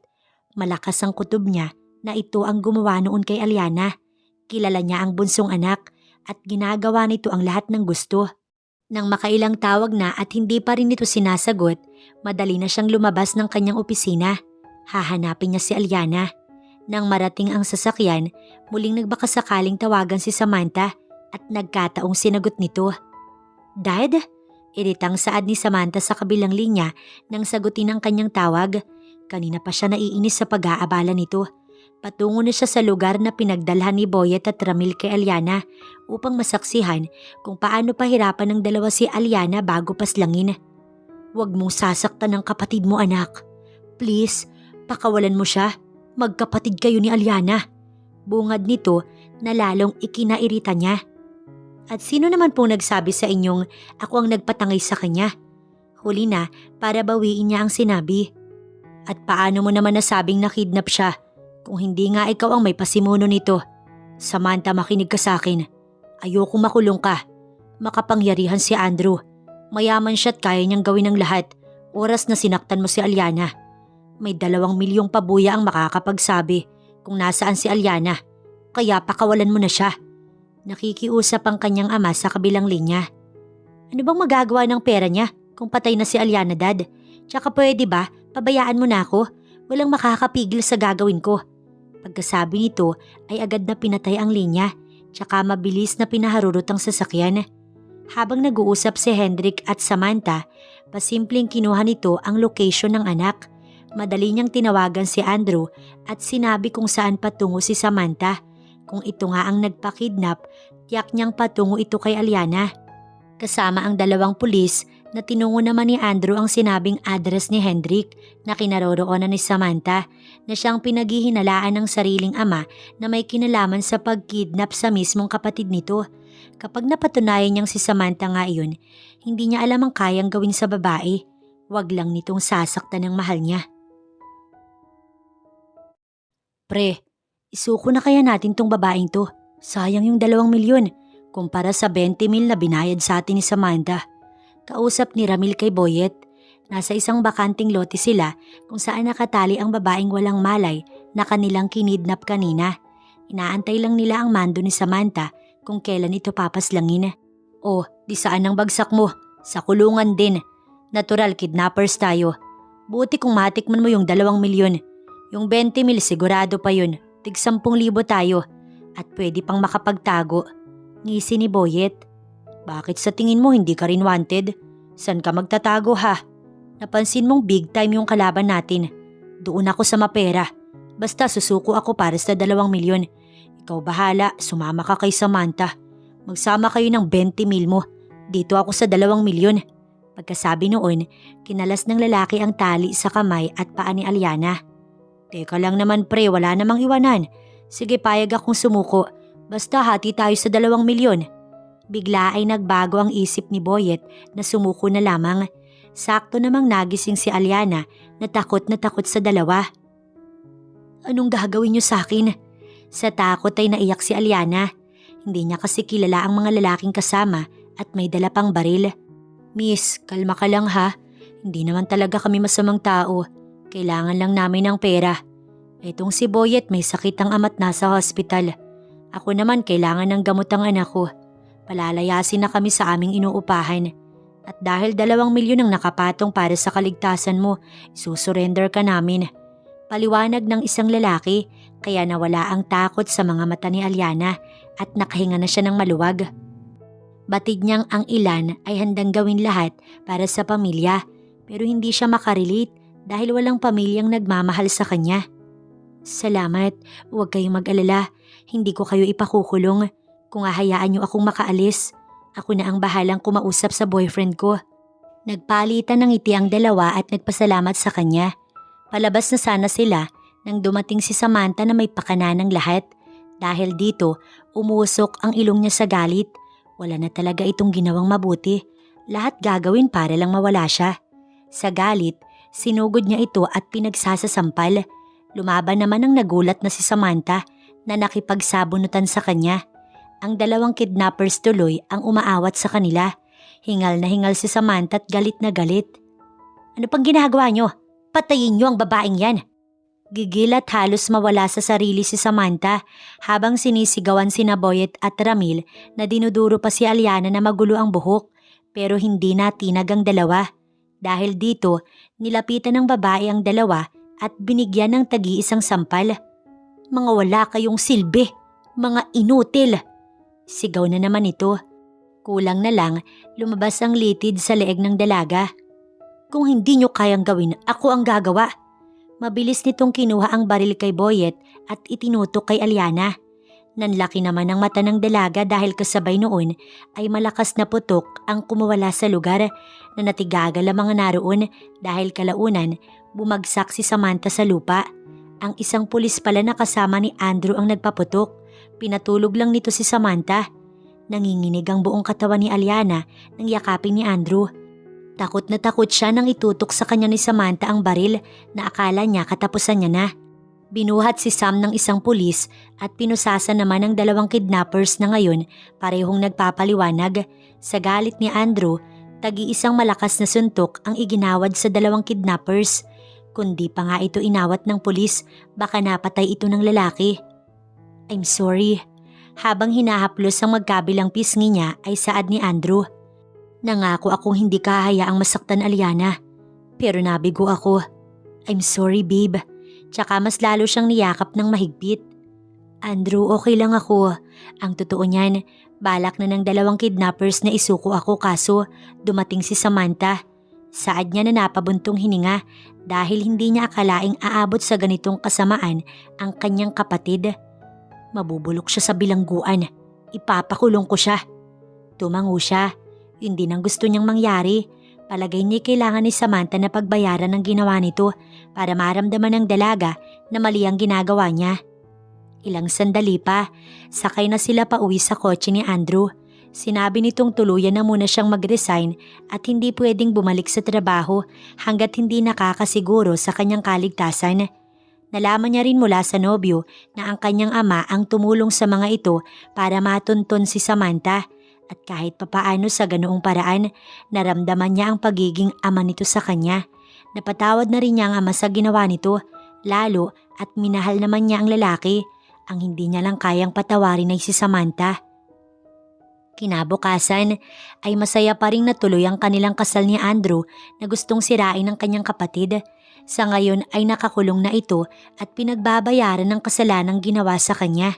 Hindi niya na inaasahang dadalo ang kanyang ama dahil alam niyang abala ito sa pag-aasikaso sa paborito nitong anak na nasa kulungan na ngayon. Pero ang alam niya, pinadalahan ito ng imbitasyon ni Tita Violeta. Nakatikim din ito ng masasakit na salita mula rito nang malamang ibinenta siya nito kay Andrew. Sa araw na iyon, kapwa sila nakatayo ni Andrew sa harap ng pari, magkahawak kamay at nanunumpang magmamahalan na habang buhay. Para sa kanya, si Andrew lamang ang pinakamagandang nangyari sa kanyang buhay. Si Andrew ang siyang gamot ng kanyang kalungkutan. Para sa kanya, tanging si Andrew lang ang pumuno sa kakulangan sa kanyang pagkatao, ang bumuo sa puso niyang sobrang nasaktan. Ang Tita Violeta niya, mangiyak-ngiyak na pinanonood sila ni Andrew. Ang parents naman ng lalaki, kapwa masayang masaya. Iyakap pa siya ng kanyang binang babae pagkatapos ng seremonya. At ang sabik na asawa, itinakas kaagad siya sa mga bisita kahit hindi pa naman tapos ang selebrasyon ng kanilang kasal. Ang sabi nga nito, naging mahaba ang araw na iyon para sa kanilang dalawa. Tumuloy sila sa isang hotel na naka-reserve para sa kanilang dalawa na hindi na nga nila alintana ang magandang view dahil agad isinara lahat ni Andrew ang bintana at ngayon pinagsasaluhan na nila ang tamis ng kanilang pagmamahalan. Paglipas ng 4 na taon at her age of 28, natupad ni Aliana ang kanyang matagal na pangarap na maging isang kilalang fashion designer sa tulong syempre ng kanyang mahal na asawa. Sa araw na iyon, idinadaos ang isang fashion show, suot ang kanyang mga disenyo. Hindi lang ang kanyang mahalagang kaibigan ang naroon para suportahan siya, kundi naroon ang kanyang tita Violeta, tito Jerry at ang hindi niya inaasahang dadalo ay ang kanyang ama. At syempre ang kanyang one and only love na si Andrew Mondihar. She's wearing two black gown that give her a vintage look. She designed it herself para sa gabing yun. Sadyang pinaghandaan niya talaga ang sandaling yun. Simula umpisa hanggang sa natapos ang show, hindi nawawala ang mga ngiti sa labi ni Aliana. Nang matapos ang show, ay isa-isa na siyang nilapitan ng mga naroon upang i-congratulate. Dahil inulan lang naman ng mga panauhin ng ballroom at makikitang punong-puno ng tao na hindi niya inaasahan. Ibinuhos na yata niya ang kanyang buong effort para sa mga sandaling yun. Naka-coverage pa ang buong show sa lahat ng TV channel at ngayon inuulan na siya ng kabi-kabilang endorsement. Maraming gustong kumuha sa kanyang company as designer pero lahat yun tinanggihan niya. Tayuan kasi siya ni Andrew ng dress shop na kanyang pinagkakaabalahan at nandito lahat ng kanyang mga iba't ibang design. Congratulations friend for your successful show. Nakangiti si Shell at naroon din. Niyayakap siya nito. Sinundan pa iyon ng iba pa niyang kaibigang naroon. Maluha-luha pa siyang nag-thank you sa mga ito. Congratulations anak. I am so proud of you being my daughter. You make it in yourself. Sana mapatawad mo na ako sa mga nagawa ko noon sa'yo. Pati si Samantha. Sana mapatawad mo na rin iha. Niyakap siya ng ama matapos humingi ng tawad. Medyo naiiyak pa ito.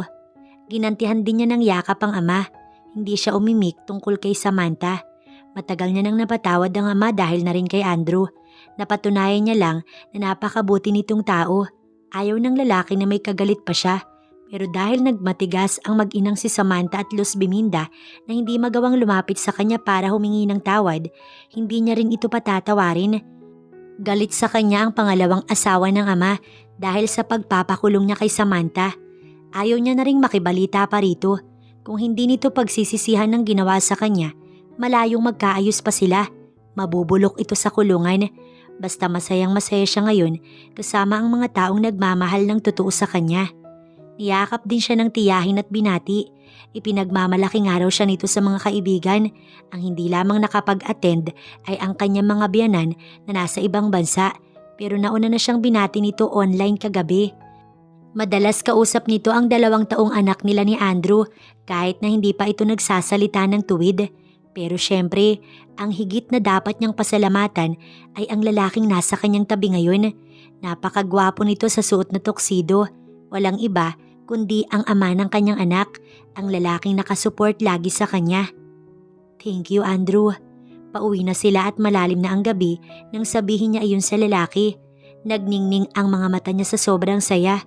Ibang-iba ang kanyang pakiramdam na tila ba may nabuhay sa kanyang puso na napatunayan niya sa lahat ng kanyang kaya.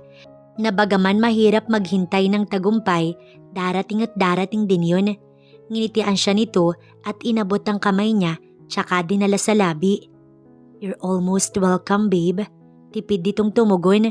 Saglit siyang initian na may kasamang kindat bago ibinalik ang atensyon sa pagmamaneho.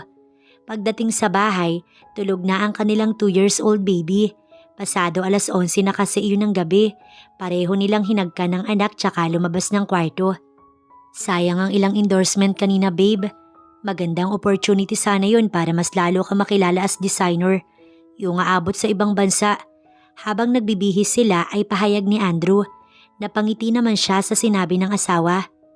Ayoko lang na mabawasan pa yung oras ko sa inyo ni Baby Arky. Sapat na yung may pinagkakaabalahan ako Andrew. Nilapitan siya nito at niyakap. Sa bagay, hindi mo na kailangan pang magpagod. Isa pa ayoko na pipressure ka sa trabaho. Hinawakan nito ang kanyang isang palad at dinala sa labi. Basta, nasa tabi ko lang kayo ng anak ko, masaya na ako Andrew. Yung wala ko iniisip na iba, yung hindi ako nag-aalala. Pahayag niya. Don't worry babe, nandito lang ako palagi okay? Palagi kitang susuportahan sa mga gusto mo, katulad ng pag-support mo sa akin. I love you so much wife. Pabulong nitong Saad na inilapit sa kanya ang muka. Yumakap siya sa asawa at idinikit ang muka dito. Marahan itong sinapo ang pisngi niya at hinagkan siya sa pisngi. Pababa sa kanyang leeg. Napapikit siya at lalo pang napahawak sa asawa nang mas lalong maramdaman ang labi nito sa leeg niya, paakyat at hinagilap ang kanyang mga labi. Kapwa sila naging uhaw hanggang sa namalaya na lang nila na nakahiga na silang parehong mag-asawa at dinadama ang init ng katawan. Nawala na lahat ng pagod niya sa paghahanda para sa fashion show na iyon dahil sa matamis na halik at haplos ni Andrew. After 1 week pagkatapos ng kanyang fashion show ay nakilala ang kanyang elite dress shop. Nagbenta na rin siya through online na pumatok naman sa karamihan. Dito mas nakilala si Aliana. Pero sa kabila ng pagiging abala ay nabibigyan niya pa rin ng tamang oras ang kanyang pamilya. Sinusiguro niyang hindi siya mawawala ng oras sa kanyang pamilya. Sa umaga ay ipinaghahanda niya ng almusal ang kanyang asawa at anak. Sabay silang nag-aalmusal at idinadaan din siya ng asawa sa kanyang shop. Aliana! Nagulat siya ng isang araw na naging panauhin niya si Luz Biminda sa kanyang shop. Halos kahahatid lamang siya ng asawa. Sa loob ng 4 na taon na nakipagmatigasan ito sa kanya, ay hindi niya pa rin nakalimutan ng lahat ng kalupitan nito noon.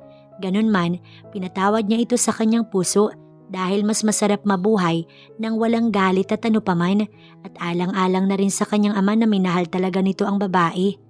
Pinatuloy niya ito sa loob at inanyayahang umupo. Nakikita niya sa anyo ng madrasta ang kababaang loob. Nakatango ito at tila ba nagmamakaawa na magsalita. Anak, iha, sabi nitong panimula. Patawarin mo ko. At ang sunod na ginawa nito ay lumuhod sa kanyang harapan na hindi niya inaasahan. Kasabay noon, napahagulgol ito sa iyak.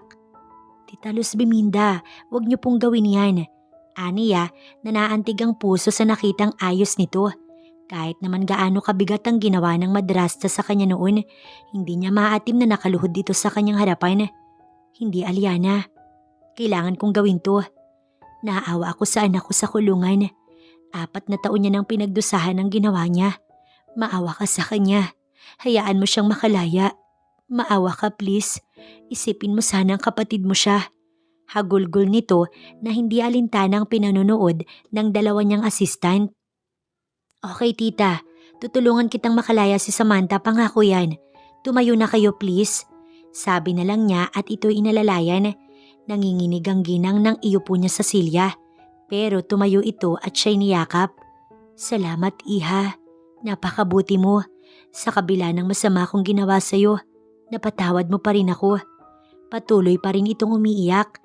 Niyakap na rin niya ito at hinagod sa likod. Napatawad na kita tita, matagal na, pati si dad. Hinihintay ko lang na lumapit ka sa akin. Ang wika niya rito. Lalo itong napaiyak at sunod-sunod na nagpahid ng luha.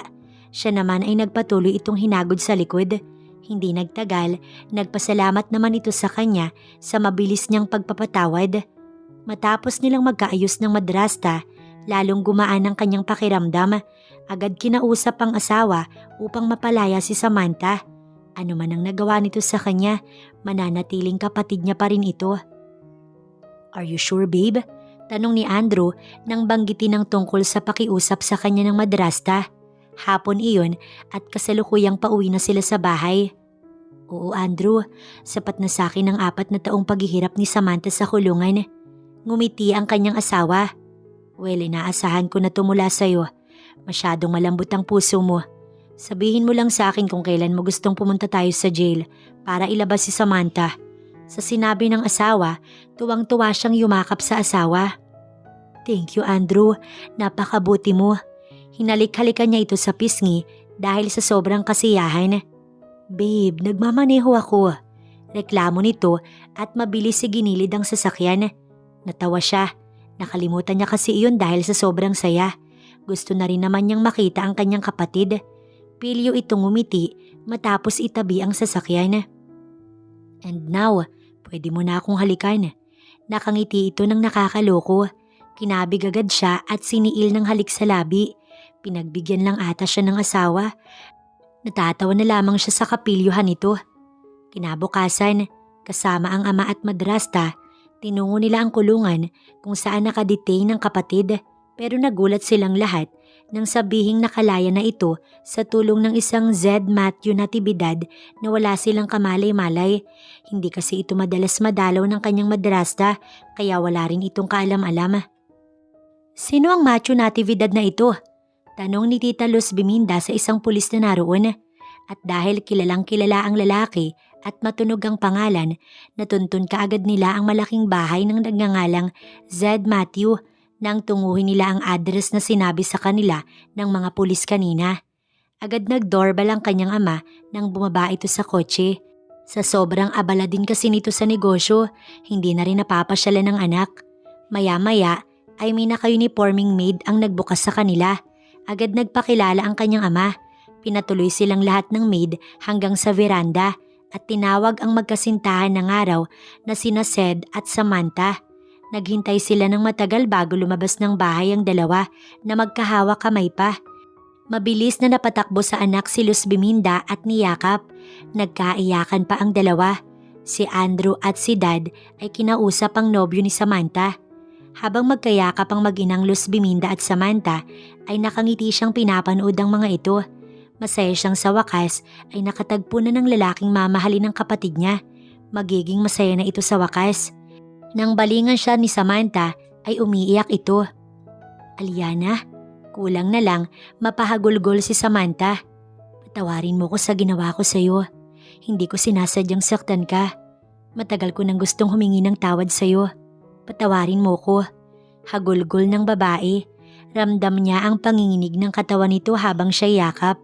Tila ba bukod sa pagsisisi ng kapatid ay mas may malalim itong rason kung bakit umiiyak, pero masaya na rin siyang narinig ang paghingi nito ng tawad sa kanya.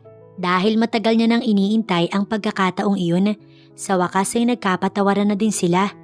Bago sila nagpaalam ay pinag-usapan na ni Dad at Zed ang pagpapakasal nito at si Samantha, bagay na ikinasaya ng lahat. Katunayan, paglipas lamang ng 2 taon, magkakasama silang lahat sa isang bakasyon, ang kanyang buong pamilya. Kasama sina Tita Violeta, Tito Jerry at ang mga biyanan, ang ama at madrasta. Buntis na rin siya para sa pangalawang anak nila ni Andrew. Si Samantha naman at Zed ay ganoon din. Nakita niya pang magkahawak ang kamay ng dalawa na binabaybay ang gilid ng dalampasigan. Sa paglipas ng mga araw, mas lalong naging masaya ang kanilang pagsasamang mag-asawa na wala namang naging problema at excited sa paparating nilang pangalawang anak ni Andrew.